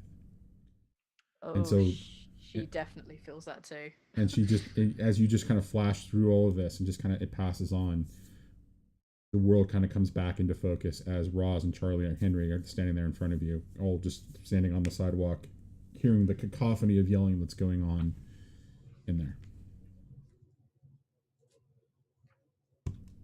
Well, tonight has been interesting. Yes, it has. What day of the week is it? What day of the week? I would assume it's a weeknight of some kind. We never really kind of established that, so let's just assume it's a weeknight. Can you pick a day? Do you want to pick a day? No, I was asking for you to pick a day. Are you trying to make your GM/MC come up with something? I just want to know what day it is. We're going to say it's Thursday morning. So it was a Wednesday night. We're going to say it's Thursday morning now. Great. Well, I was going to say, isn't this a typical like Wednesday night for you? It is for me. Is it though? Aren't you in school? Sure. By the way, Charlie, when you check your phone, you pull it out. Mom and dad, mom and dad, mom and dad, mom and dad, private security, mom and dad, chauffeur, private security, mom and dad. It's just because it doesn't like start to say all of that until you pull it out, because you have a special phone that's actually it detects when there's light, so that's when it alerts, because it knows it's being pulled out of your pocket. That's when it all just kind of goes off. Hey, we're back to 4 windows real quick, and while we're doing that, it's so yeah. You go to your heater. Yes, I'm gonna go do my heater. I'll be right back. Yeah. All right. And I'm back because heater's done. Anyways, so mom and dad, chauffeur. That is so unique, Charlie. Well, So what's a blind girl gotta do? That's a great. Yes. Do you want to answer that? Do your parents know you're out this late? I'll pick up the phone. Charlie, where are you?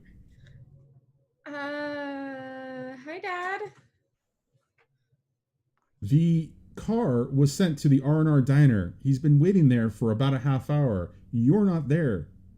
All right. I've got the private security looking for you right now. I'm going there now. You're not there? I went for a short walk.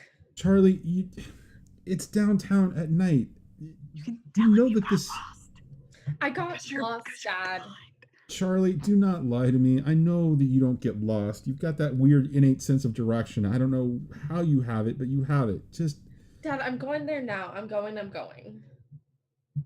you have 20 minutes to get there. If I don't get a phone call from the chauffeur by the time I'm calling the commissioner.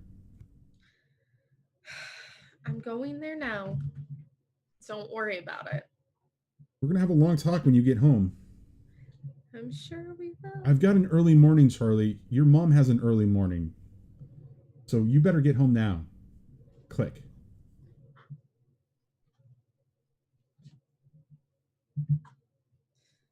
I would just start walking towards the R&R diner. Okay. What about the rest of you? Roz, I assume you're gonna call us when you get the message. Totally.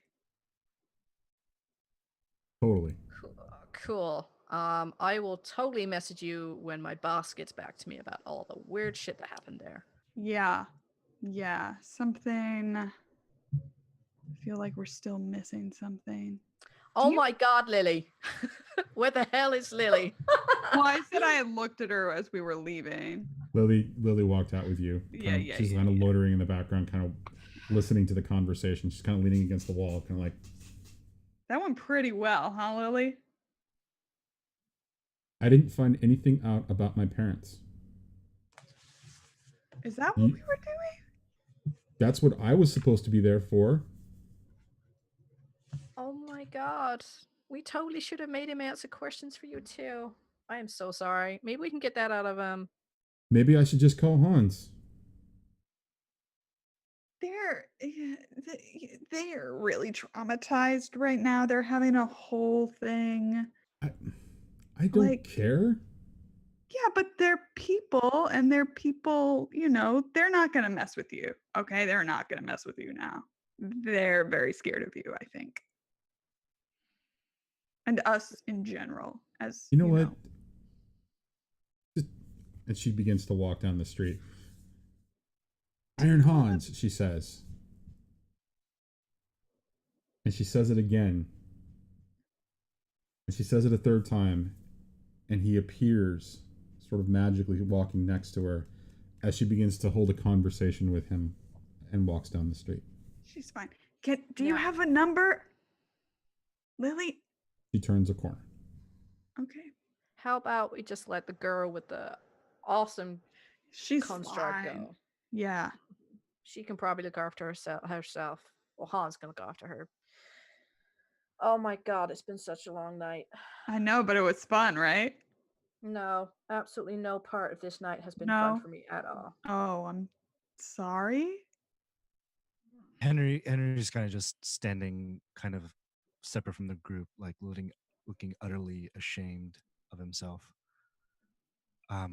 If it's okay with you guys, I would like to go home. Sure. You got my card, right? Yes, I have your excellent card. It's very, very nicely made, Satana. I always like it when I pull it out and go to call you. Well, I kind of like it when you call too. I always end up doing something interesting. So you're a very interesting person. Yeah, I mean, we're going to talk about your eyes at some point and how you suddenly switch from one thing to another. But how about we do that on another day? It's like 3 a.m. I am nowhere near drunk enough to deal with this. So. Oh shit!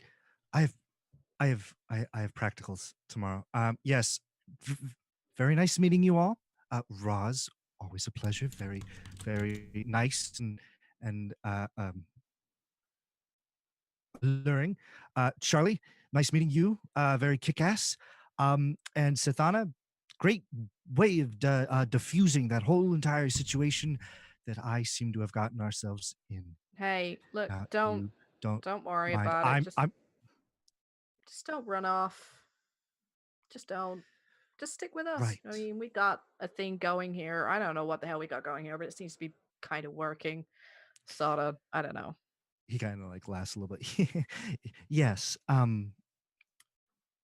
I will how about we meet again sometime, R&R Diner? We are totally going to meet again because we need to deal with whatever Jugs sends to Roz here. Right. Well, Sathana, you have my number in your phone from when I called you. You I can give it to do. them. And just let me know. And with that, Henry kind of calls a vine from the top of the roof down, and it wraps around his wrist and kind of pulls him upwards. And he just kind of starts hopping along the rooftops towards his apartment building. Roz, that may be the coolest thing I've seen tonight. It is pretty cool.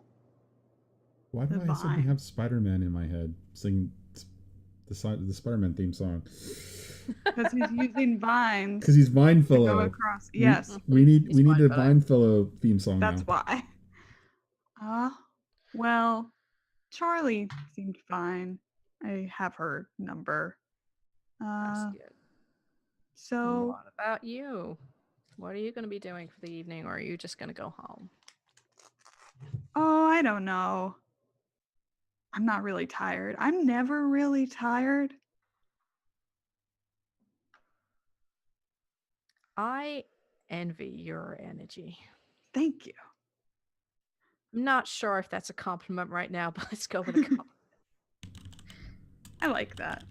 Yeah. Do you need a ride? I may have one coming. I don't know if I'm going home yet or back to the office, or if I'm just gonna go maybe take up Gallows on that drink. He did seem very friendly. He did. And I have so many questions. I mean, all that weird shit we just did in the bar, I have never done that. No, there were lots of significant looks and pins and implications. Find out his first name. Oh, you're talking about him, right? Yeah. Yeah, his first name would be cool, huh? Yeah. I just have this feeling I need to talk to him, or I know him, or he knows something to do with this Alexis and the sisters thing. I don't know. Sure. I just think I want to go get drunk. Drunker. Drunker. Yeah. Yeah. What is being drunk like? You can't get drunk? I didn't say that. Then why are you asking? Just casual getting to know you outside the junkyard at 3 a.m. talk. Oh, we haven't get deep and meaningful. You do that when you're drunk, like you walk Yes. around. Oh, okay. You have meaningful it's- conversations. It's like being numb. For me, it's like being numb. That's what I want. That's why I'm drunk. Oh, I want to be numb. you don't want to just feel everything that you Oh, possibly hell no. can? Oh, Hell no. I mean, some people do. Don't get me wrong, but I don't want to feel that at all. this is a drunk Okay. conversation. Oh yeah, I may not Yes. even. You see my notepad, and she kind of like waves her PDA. I was like, I write so much in here because I'm gonna forget all this tomorrow. I hope. So, I'm gonna go talk to Gallows. All right. Do you want to ride? If you're offering a ride and you are not drunk, because I do not let my friends drive drunk. I'm not drunk. You should be. It's fun. But yes, I will take a ride. Okay. At this point, I'm going to pull out my phone and check it. The phone, which has been calling someone the entire time that we were inside. Yep. It's still connected. Oh, hey. What the hell was that? Oh, just butt dial. Artie, butt dial. You never butt dial me, Roz. What I the... don't? Should Why I? did you... This isn't one of your flirty moments, is it? No. I never flirt. Did you get all that? Yes, of course. I know what happens when you call me and I hear background conversation. Yeah. I'm gonna send it over to Charlie so that he can clean it up because Sure, but hush. Hush, hush, hush. who is this Miss Sable? Well, what do you know about the disappearance of Alexis Dere? We're gonna find out, Artie. Did you send a car? Because I have been outside of that place for a while. Oh, you just heard the drunk conversation thing. That's also private, not on the record. No, that's definitely not. Who you're talking to? My There's an boss. Apollo car. It'll be there in 5 minutes. Oh, Wait, what? great. Okay. You better come in. You better come in tomorrow. We're gonna have a conversation about this. I would love nothing more. You're busted. He's my friend. All right. Okay, have a good night, Artie. Good night, Roz. Good night. Click. Did he say Apollo? Yes, he did. Wasn't that the ones that a certain Miss Alexis got into? Yeah, I mean there are lots of cars, but it wouldn't hurt to just, look at one. I highly doubt, coincidence, that this is going to be a thing. So maybe the fact that you have links to Apollo cars means that you can check them out in the morning. They gotta have records, right? Oh, that's definitely what I was thinking. Cool. Okay, and so at that, a car drives up, and it's a 4-door Civic-like vehicle. Mm-hmm. And as you know, Apollo is basically the Uber of the city, and there are different classes of cars. And you jump in, and is that where we fade at the end of the night? I mean, I'm taking her to Xanadu, and then I'm going home. Okay. You drop her off at Xanadu? Mm-hmm. Is that where you plan to go then? Yeah. Is that that? Yeah. Okay. Yeah, hell yeah. All right. So as the car drives up, it's closed.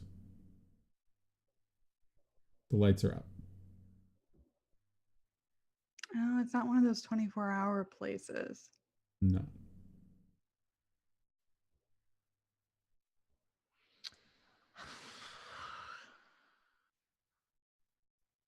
I could break in. Okay, I'm not gonna break in. We'll come back tomorrow. We can make a whole night of it. We'll dress up, get a blowout. I don't think that's what he had in mind. Oh, then I was misreading the signals there. He worked from me. Even I drunk me know it's stupid to break in here. Yeah. I'm gonna go home. Okay. So as we tell the driver our new destination, I want to ask about if I wanted just a driver and a car for a really fancy night out. I am talking Tinseltown level of extravagance. Do you have any recommendations of drivers or cars? It's gonna be a night of debauchery. Driver kind of looks over his shoulder. Yeah, you through the app there are different classes of cars that you can order. Great. I mean, the private label class cars, I mean, you can get limos or cool. Listen, I just drive. I mean, I'm new. I didn't, Totally. I just don't, it's a new app. People usually call cars for me, so I just don't know how it works, but that's really helpful. Thank you. I am totally downloading the app onto my PDA. Yep. Everybody probably already has the app on their phone. I mean, sure. It is Apollo. Sure. Great. And he kind of looks back and all right, and he drives on to the destination that you specified. Cool. I And take that's- her home and I go home. Okay. Congratulations, guys. You finally made it through your first night. Now, we're Very going to roll productive. into montages, which Woo! is, where you can do things for like your daytime, like your day job, or, live your normal life kind of a thing. And so we're going to go around the table. For Seth, Anna, and for Charlie, this should be a little bit familiar. It's kind of like downtime actions from Blades in the Dark. So with all of that in mind, we'll go around the table one at a time, and you guys will play it out, and we'll see how it is. If you look at page 2 of the handout for player moves, downtime actions are listed. So real quickly, we'll go through them. You can give attention to your logos. You can work the case and get some clues. You can explore your mythos. You can plan or prepare for your next action, or recover from your last activity. I don't think recover really applies to anybody. I don't think anybody has any lingering tags at this No, 'cause point. we didn't get into fights. Right. Well, it's not just about fights. If you'd encountered Miss Sable, you might have encountered a non-fight oriented status, which you didn't really ask about, and I kind of implied. So I'm very curious to see how that's going to go. So, who would like to go first, and who would like to do what? I can call on the class unless somebody wants to volunteer.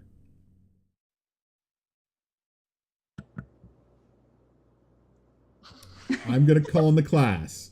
We're going to go with Henry first. Henry, what would you like to do with your downtime, Mr. Robot? You're muted, buddy.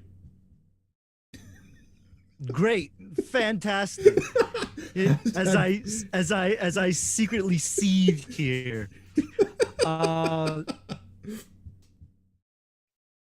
If you can't think, Oh God, I don't know.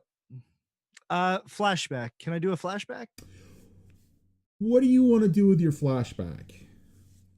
I wanna flashback to 4 years ago when Harry was a young dude. He was volunteering for extra credit in the ER when suddenly That's a pretty dramatic pause. it I'm got- assuming you're roboting again. Yeah, I don't know how to fix it. That's okay. I'm gonna probably have you describe this 2 and 3 times. So before you get too deep into this, let me ask you this question. What is the ultimate result of you from the flashback? Do you want to get some juice out of it, or do you want to get a clue out of it? I want to get some juice out of it. Okay. All right.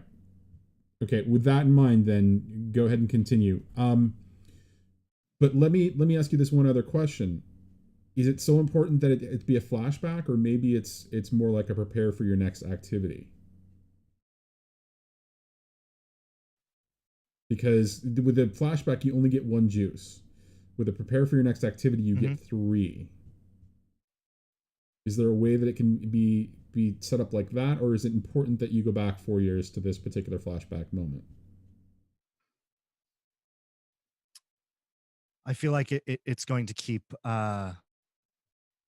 Henry sane throughout the day. It's a flashback of what made him want to become a doctor.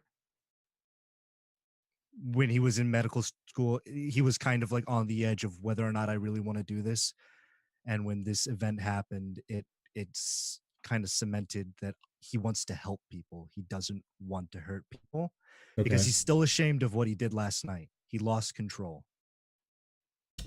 And he allowed himself to lose control. That was the big thing that brought the shame on. He allowed himself to be put in a situation where he lost control.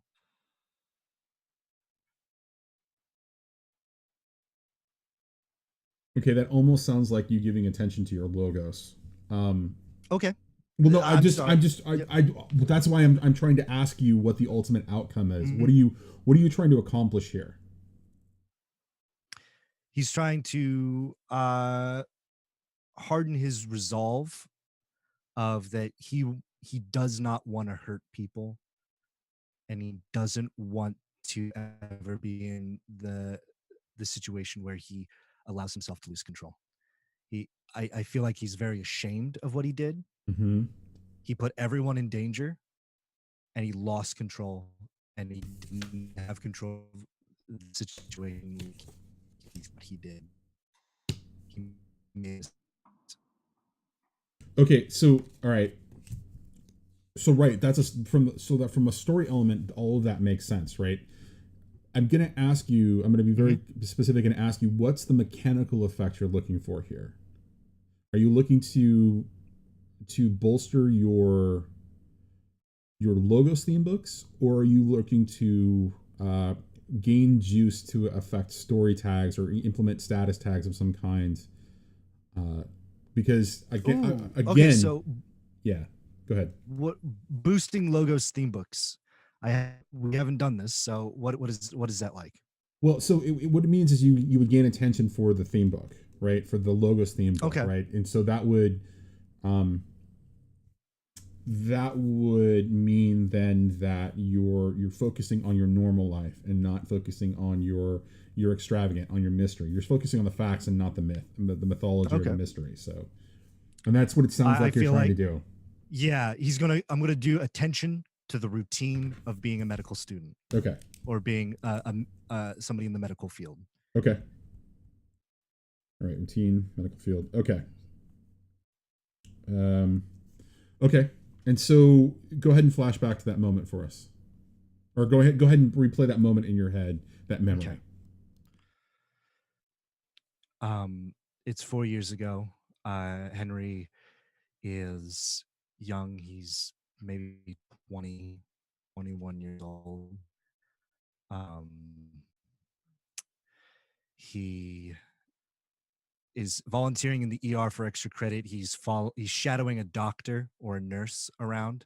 I think it would be more realistic if he was shadowing a nurse. All of a sudden, they get a call, and all of a sudden, these bodies on stretchers come in with gunshot wounds. He asks what's going on, and one of the nurses, there was a gang war that broke out. There are a ton of innocents wounded, and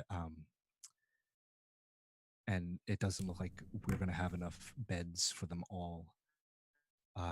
So we need to stabilize them and see if we can triage this, but it doesn't look good. Henry notices one of the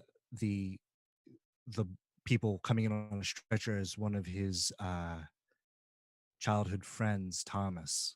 He had been stricken by a stray bullet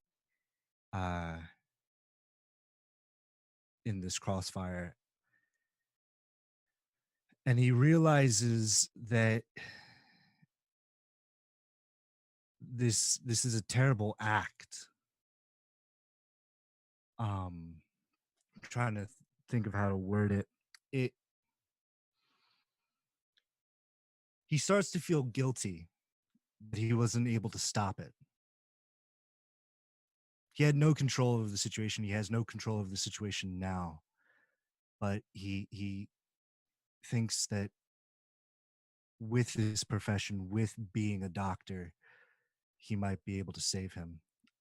He tells the nurse, I know that man there, that's Thomas. He used to be a good friend of mine when we were in high school. And they did everything they could to save Thomas, but ultimately Thomas died. And Henry thought to himself, if I had been a doctor, I probably could have saved him. And that kind of, he's like, I'm going to become a doctor for Thomas so I can save people from catastrophes like this. And yeah. And so it's the reflection of the fact that you committed violence in contrast to that. And yeah, and it jumps in his mind. He starts thinking, I lost control. I let a bunch of gangbangers get the better of me. Right. I lost my composure. I lost all of that control. And I used my powers, which are meant to protect and preserve life, and I almost took lives. Okay. And I feel like that feeling is what is bringing on this flashback. Is his friend Thomas was killed by gangbangers, and he almost took it out on those. Okay, and so I have one additional question to ask you before we kind of move on to kind of help. So this is the internal monologue. This is the internal drama that is happening for Henry as this is playing out, and this emotional state that comes along with this sort of, you know, this scene that we are seeing as it kind of plays out in Henry's head. Where is Henry as this is happening? He is sitting in bed. He did not get any sleep. He's sitting at the edge of the bed with his hands in his head in his hands. And that's all he can think about is he lost control. And he fears for winter because he's been dealing with this for 4 years. Every winter he loses control completely. Right. And anybody in journalism would know that every winter there's like a string of violent acts dealt on people who have done evil deeds, like thieves, murderers who've got off, you know, and they're walking the streets. Anybody in journalism would know that every winter that for some reason for the past 4 years there have been these violent acts of either them being strung up and put on display, left in alleyways, beaten half to death, or just they've been humiliated, or even worse, they've been killed.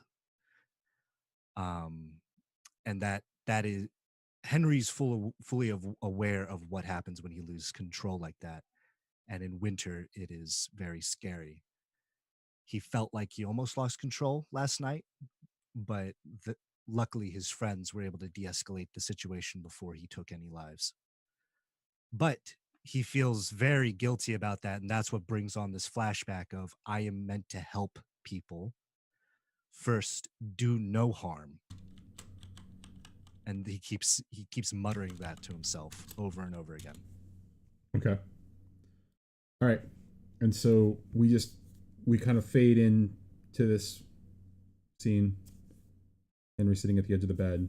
We watch the internal monologue and the scene play out. And we kind of fade back into Henry still sitting at the bed as the sun begins to rise and his alarm goes off for his day job to start. And he looks up. If it was like if there was a camera in front of him, he would look in directly into the camera. His face obviously darkened, bags under his eyes. He takes a deep breath and then he smiles and he gets up and he walks out the door. Cheery disposition and all. Okay. And so we're gonna cut to whom? Who's going next? I'll go. Okay. Where would you fade into Ross? At Artie's office. Okay. And what are you going to do with your downtime action? What kind of a montage is this? Working the case. Okay. That's what I want to do. Okay. And so working the case is basically like doing an investigation role, except you're basically, in D&D terms, you're taking 20, right? And you're doing, you're taking all the effort and kind of focusing in on it. And so you're going to get 3 questions. You're going to get 3 clues, which you can spend for 3 answers to 3 questions. So why don't you start setting the scene for, Artie's office, the organization that you work for, and we'll roll into your questions as they come up. So Roz went home last night and slept.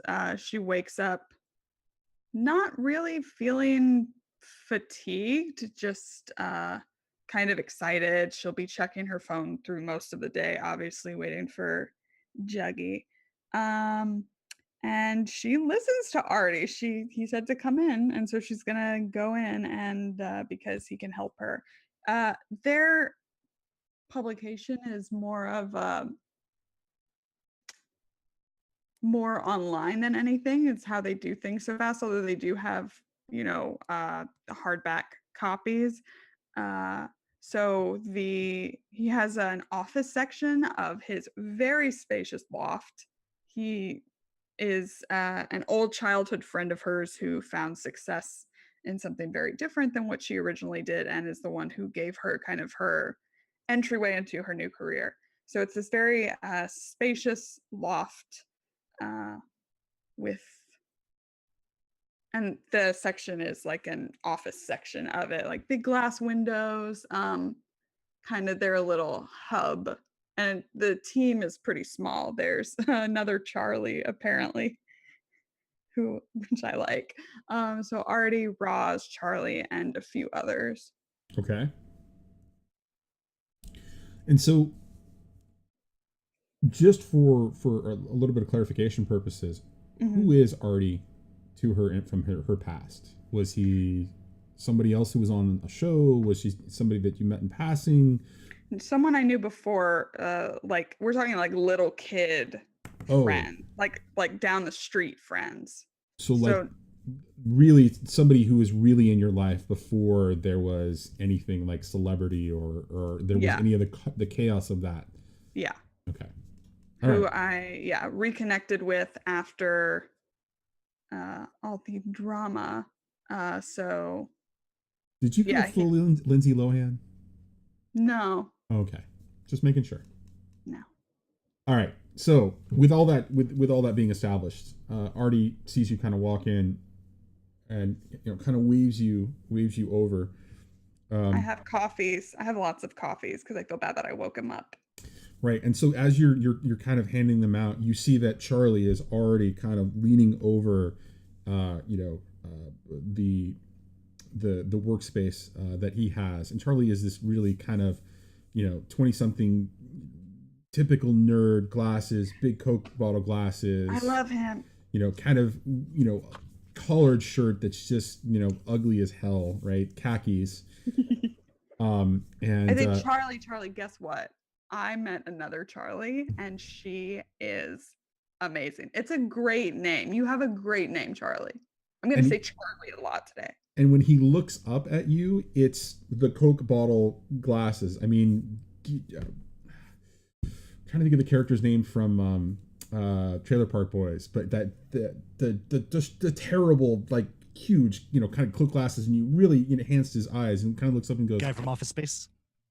Yeah, that also works too. Kind of looks up and was like, all right, I gotta get back to you.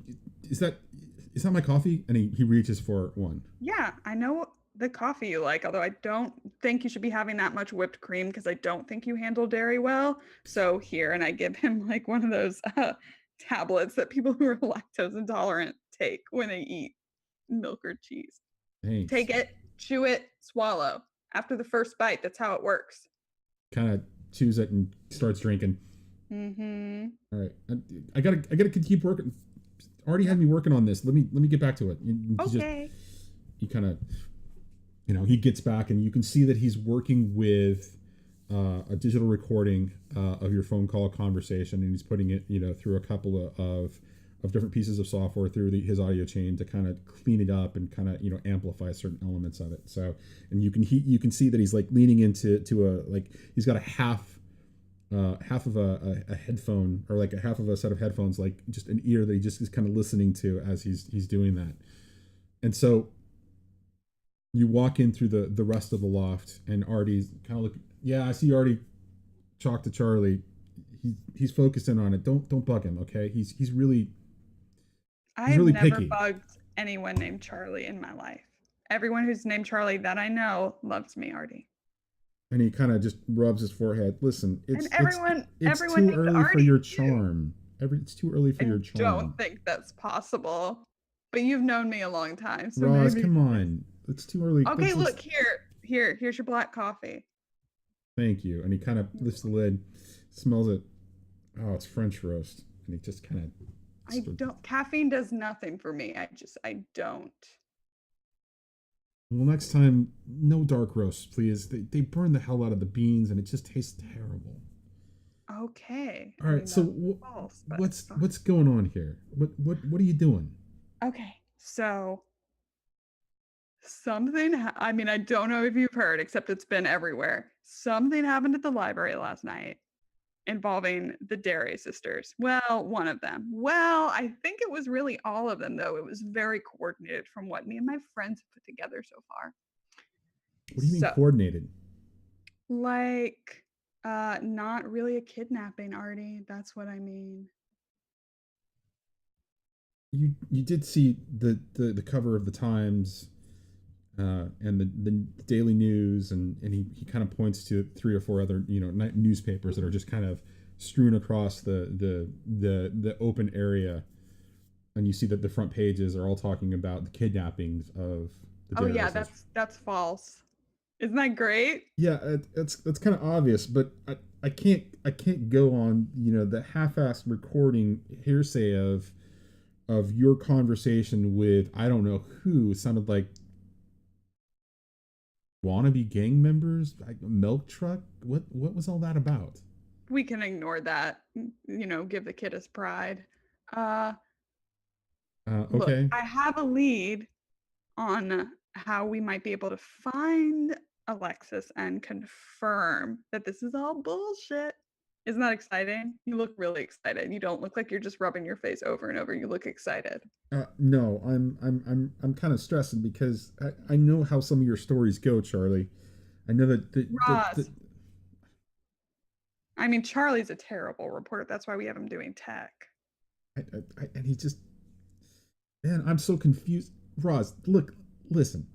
I also have pictures from the library if you want some like caved in chests. Do you remember that story that you tried to do? It was 6 months ago. You got some pictures in the old quarter, and you were following a lead, and it ended up being for a charity, and you thought they were importing drugs. Yes. I don't really understand drugs. They have no effect on me.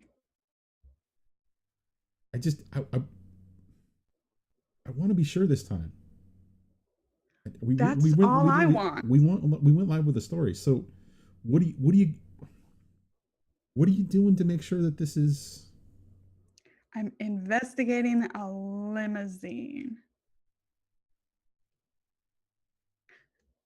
At that, he's like, that wasn't as dramatic as I wanted it to be. I thought a limousine. And he looks at you. There are no cameras here. This isn't like a cut and action kind of a thing. What are you acting for? No, no. Can you not? That's really mean. Roz, as soon as he says something like that, she like folds her arms across her chest and looks like a petulant child. I mean, more so than usual, but it stinks. All right. So first, you're telling me that. All right, let's start from the beginning. Okay. What do you need to know? What is this about a liminal service? Okay, so Alexis was seen getting into a limousine under the services of Apollo. It was a very fancy limousine. Getting in on her own free will, just a few blocks from the library.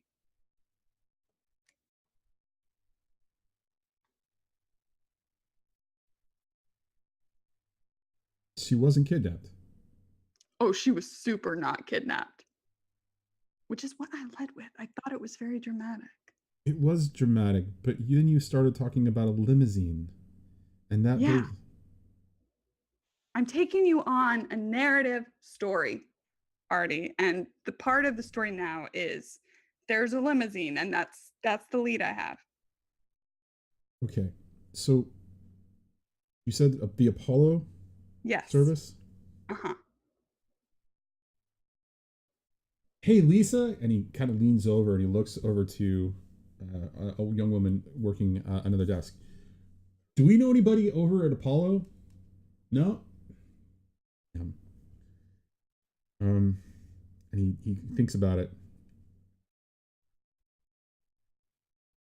Maybe. Okay, let's step out of the scene for just a second. Let's talk about the news organization that Artie runs here. What kind of a news organization is it? It's a great question, and one that I thought about in so much detail. So I think it's okay, I'm gonna have to use a reference. So in House of Cards when No, I never watched that show. Okay, well, a reporter. I'm joking. Go. Oh God damn it, Johnny! A reporter from that show moves from a publication, like a paper publication, to something online. It's like they're constantly breaking things. So things that are a little weirder don't always have as much support. But they've had, a couple breakthroughs, but stuff that is circulated widely. Okay, so essentially an online news organization. Yeah. Who takes bigger risks. Yes. Okay. What type of stories do they do when they're not the super risky kind of a thing? I mean, do they cover the breadth of news reporting? Yes. Okay. And Roz has mostly focused on criminal cases. Like that's where she goes to photograph things, is to keep up with what's happening down at the court system. Okay. All right. And so Artie kind of, still rubbing his head. Maybe do you think this lead is legit? Yes.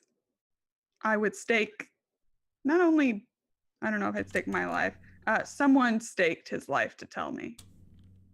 Staked? Don't worry about it. He's fine. Hope so. Yeah. Checks phone nervously. Okay, well, you have a reputation for crime reporting. Maybe what we can do is say that you're starting to branch out, and we can engage them for an interview, and you can do a profile on Apollo. That's a great Hey idea. Lisa, do me a favor. And he kind of leans over, looking over your shoulder. Call PR at Apollo and see if you can get Rosalind in for an interview today. Maybe say you want to do a profile. Maybe call it a last minute. And he kind of looks back at you. All right. Well, that might work. I mean, I think so. I'm very friendly. Well, one would hope.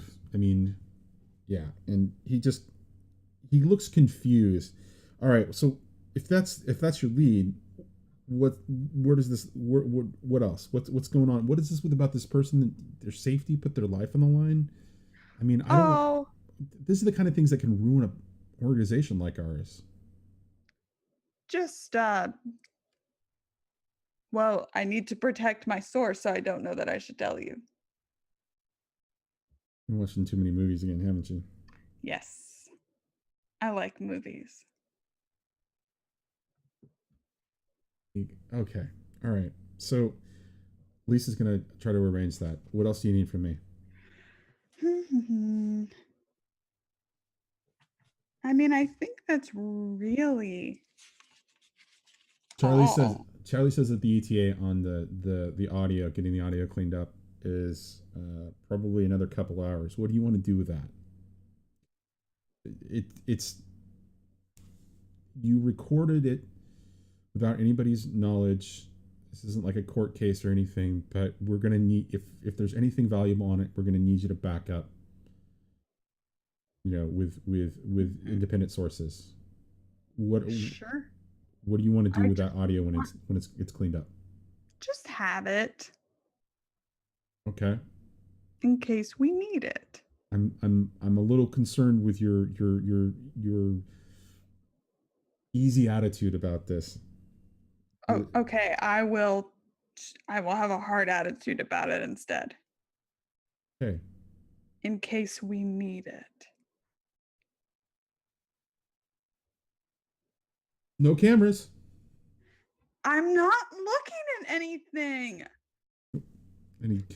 All right. Her Well, voice goes up way too high. and he's like, okay, so what's that? Oh, Lisa says check your email. Apparently they've got an opening this afternoon at 4:30. Fantastic. Who am I meeting? And he kind of looks at his. It's in the email, and Great.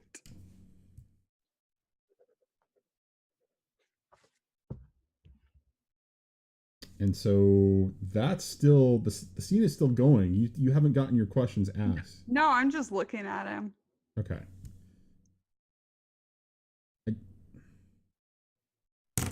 I like the swoop you're doing with your hair now. Can I get back to work? Yeah, I'm not stopping you. I work here. Just Your desk is over there. Yeah, I'm gonna go do some work. Got photos. If you want photos from the library, I got them. Yeah, I go upload some photos. Okay. Start looking through everything. All right.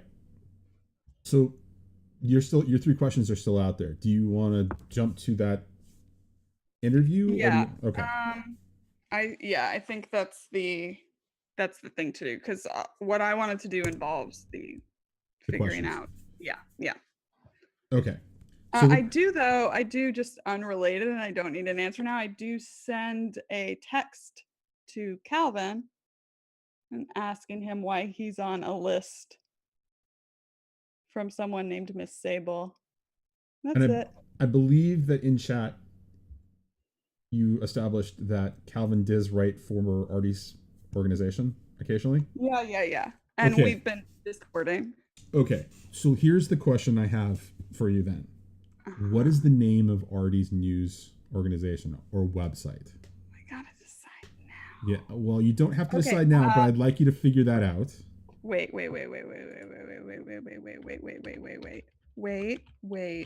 Stay in suspense. Stay with me right now. I don't think we can... Pendragon. It's Pendragon. Just Pendragon. Yeah. So it's called the Pendragon. It's called Pendragon. It's just called Pendragon. Yes. So weird. You're welcome. Yeah, okay. All right. So the Pendragon. All right. If he texts you back, let us know. Okay. All right. And so we're going to cut to 4:30, you showing up at the head of the corporate offices for Apollo. Apollo is essentially a car service, not unlike Uber for reference.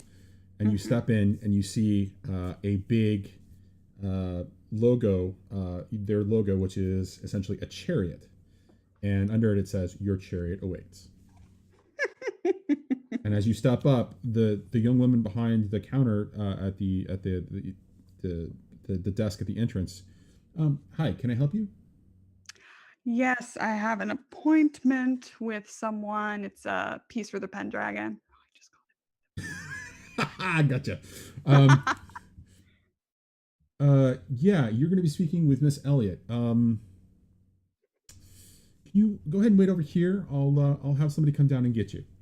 Great. And she begins to kind of call and signal that you're there. And as you're kind of taking it in, there is a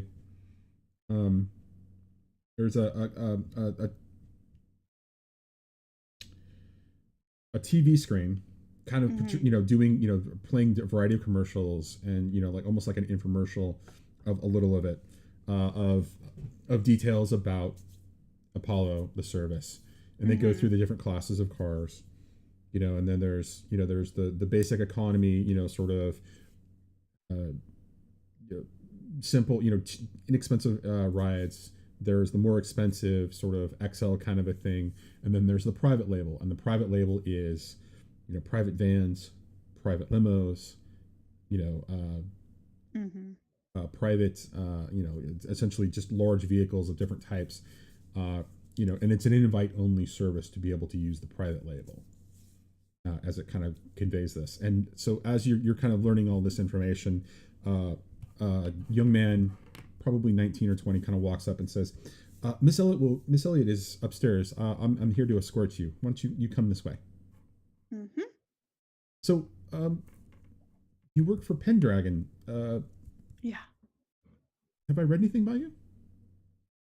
I mostly take pictures, but kind of branching out.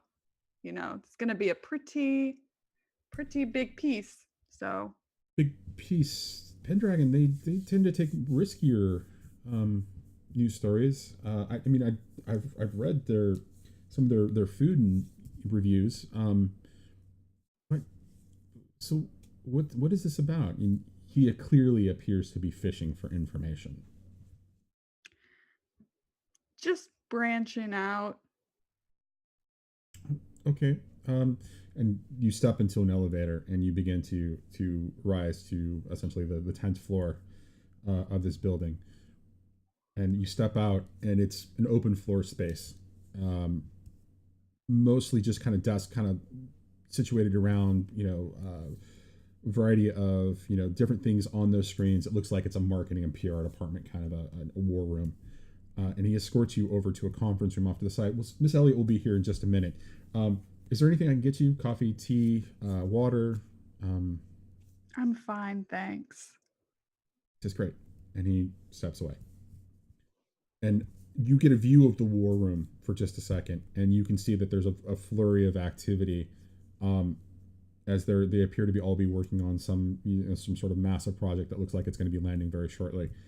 And in walks a 20-something woman, short hair, dressed very business casual, and she kind of steps in and she says, "Are you Rosalind? Are you from the Pendragon? Or sorry, Pendragon?" Yep. Yeah, that's me. And she extends her hand, and you can see that from her hand, it's very small and delicate. And when she shakes your hand, it's an incredibly delicate sort of a handshake. She says, "So, doesn't the Pendragon usually report on crime and, sort of, aren't you guys a tabloid?" I wouldn't call us that, but we're trying to branch out, just, do more human interest pieces, kind of, promote interesting things, businesses around the city. Oh, okay. So this is a new push for the Pendragon, or to do profile pieces? Yeah. Okay. Well, and It's funny because I got the idea for this, right, came from when I was downtown the other night, right? And I had a car that was supposed to pick me up. And just as I was getting into it, someone else apparently had the same car and just got in and drove away. It was really weird. And it just got me interested in, kind of how your business works. Wow. Do you remember do you have a record of it on your app? Because I can pull up the information and I can look into the circumstances of what happened there. I mean, we take those kind of reports very seriously. I mean, my friend is the one who had the app. We were getting in the car together. Well, here, while we try to respect everybody's privacy, at the same time, we do take these reports very seriously. If you can give me a time and a location, I can definitely look it up, and we can go and get this addressed. I mean, fantastic. Okay. And then we can start taking pictures of you, anything you guys want, any of your different cars. I mean, that's part of the. Okay. Well, why don't you give me that information, and I'll have the starting the process. Great. So I give her. When did we say Alexis left the library? It was. I know I have it somewhere in my notes. It's 10 or 10:30. It was between 10 and 10:30. Yeah. Yeah. So 10 and 10:30, a few blocks down from the public library. Do you what night? Last night. Oh, okay. Do you have a specific cross street? Oh, I was so tired. I'm not a late night person. I mean, it was only a few blocks away. I don't think I remember. Okay, well, let me ask you this question then. Do you remember the type of? Yes, it was a really fancy looking limousine. I think one of the private ones. Really? Yeah. That's interesting. All right, let me see what I can do. And she, kind of takes a note. She waves, and you see the young man kind of come in, and she hands off the note, and she's like, "Okay, all right." And we're gonna see what comes of that. And she's like, "Okay, so what can I do for you? What kind of questions can I answer for you?"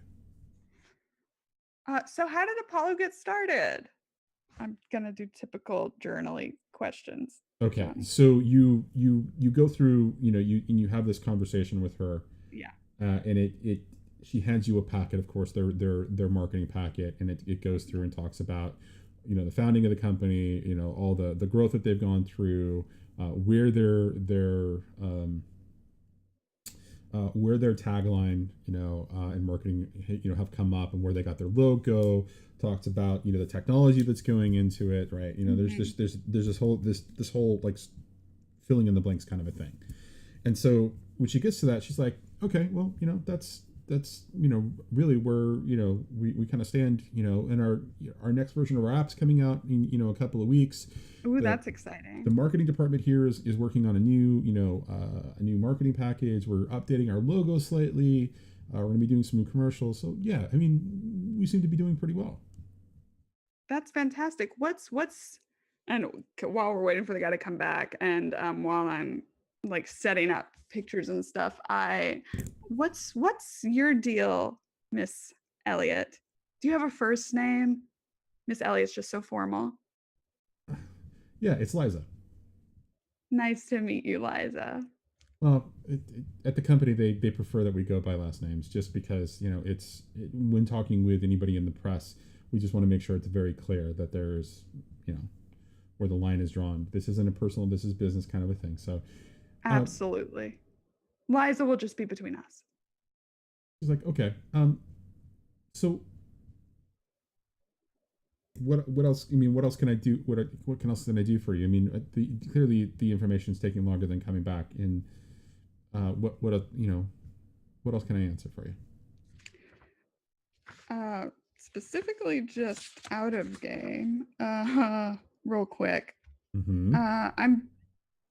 The only thing I'm particularly interested in, I mean, are details about that. It's like the car, the driver, where it went.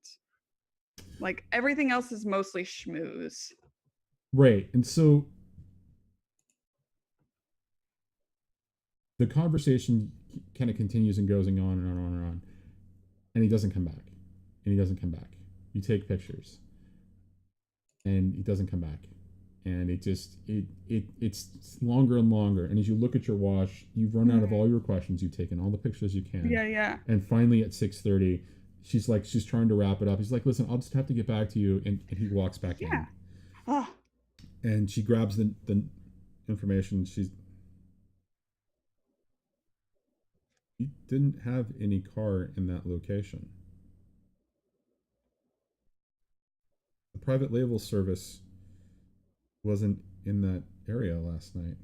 This is kind of strange, though. What? And she kind of turns it and she shows you, and it's a record of, it's like a listing of the different services.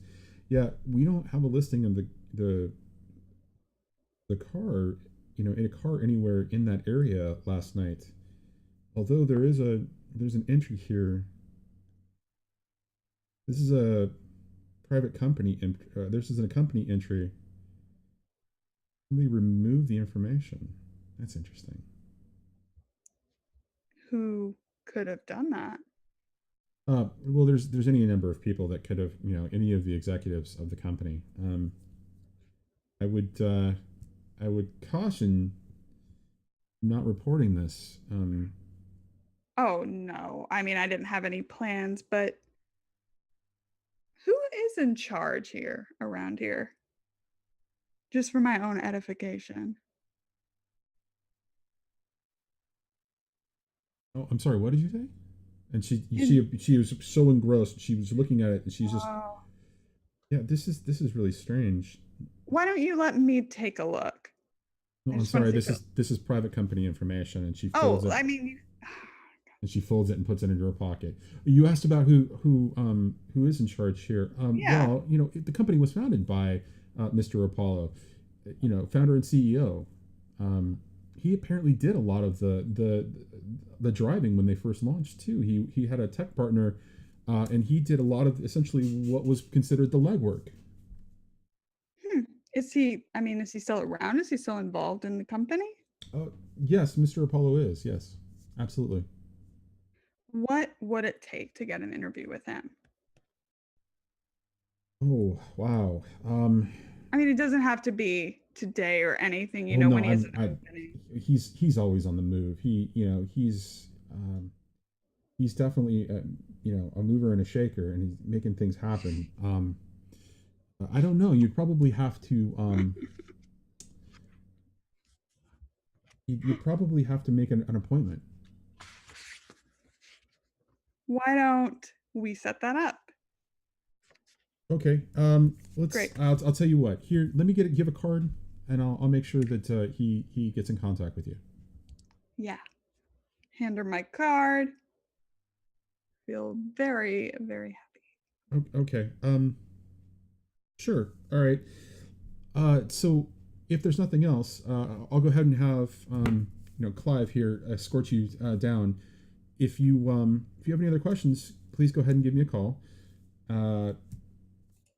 Let me know if you need anything else. And like I said, I will try to get you an appointment with Mr. Apollo, and hopefully, that you can do an interview with him. Fantastic. And as we say goodbye to Liza, on the elevator on the way down, the last thing I'm going to do is, so what took so long with getting that info? You're talking to Clive? Clive.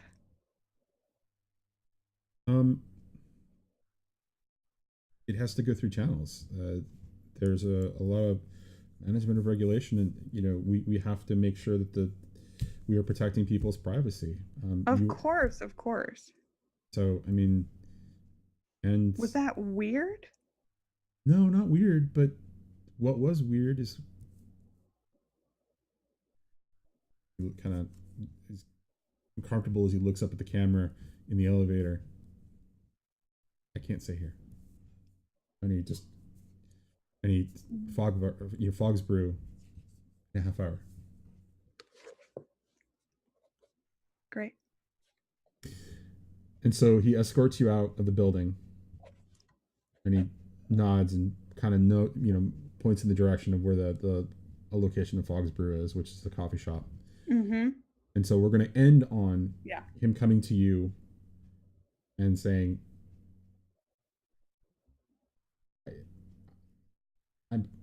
I wouldn't typically do this, but the funny thing is that your question and the circumstances are really unusual. I got a call personally from Mr. Apollo that it was okay to clear this information as long as we didn't mention his involvement. His involvement. Yeah. So you've got the go-ahead to clear it, but yeah, it's he says, you saw it. She showed you the paper, right? No. And I shouldn't be saying anything else. I shouldn't have said Was anything. it his car? I don't know. I'm not saying, I can't say anymore. Okay. And he I need to. go ahead. I gotta try and convince him because this is what I need. This is the one thing that I need. Yeah. Can I try and convince him to just give me this last piece of information? Sure. What are you gonna do? I am going to I guess backtrack and be like, oh, that piece of paper. I thought you meant her card. Yes. I did see that piece of paper. Well, roll it and convince him. Okay. What power tags? Persuasive aura. It's a good question. I'm trying to think what else works. I don't know if luck applies here or Luck would definitely apply because there's a possibility of failure. You could also say that what is it? What's the other one I was thinking of? You could say summon knights. Like you could be summoning him into my posse. Potentially. Yeah, which I would like to do. I like meeting people. And I don't know, this is probably too cheeky.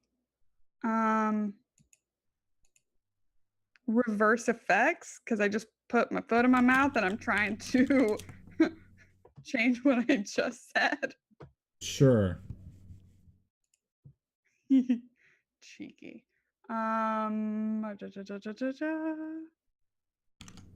Yeah, I mean, I definitely think that's it. I don't know that anything else applies unless, yeah. Okay. So it's convince, right? Mm-hmm. 16.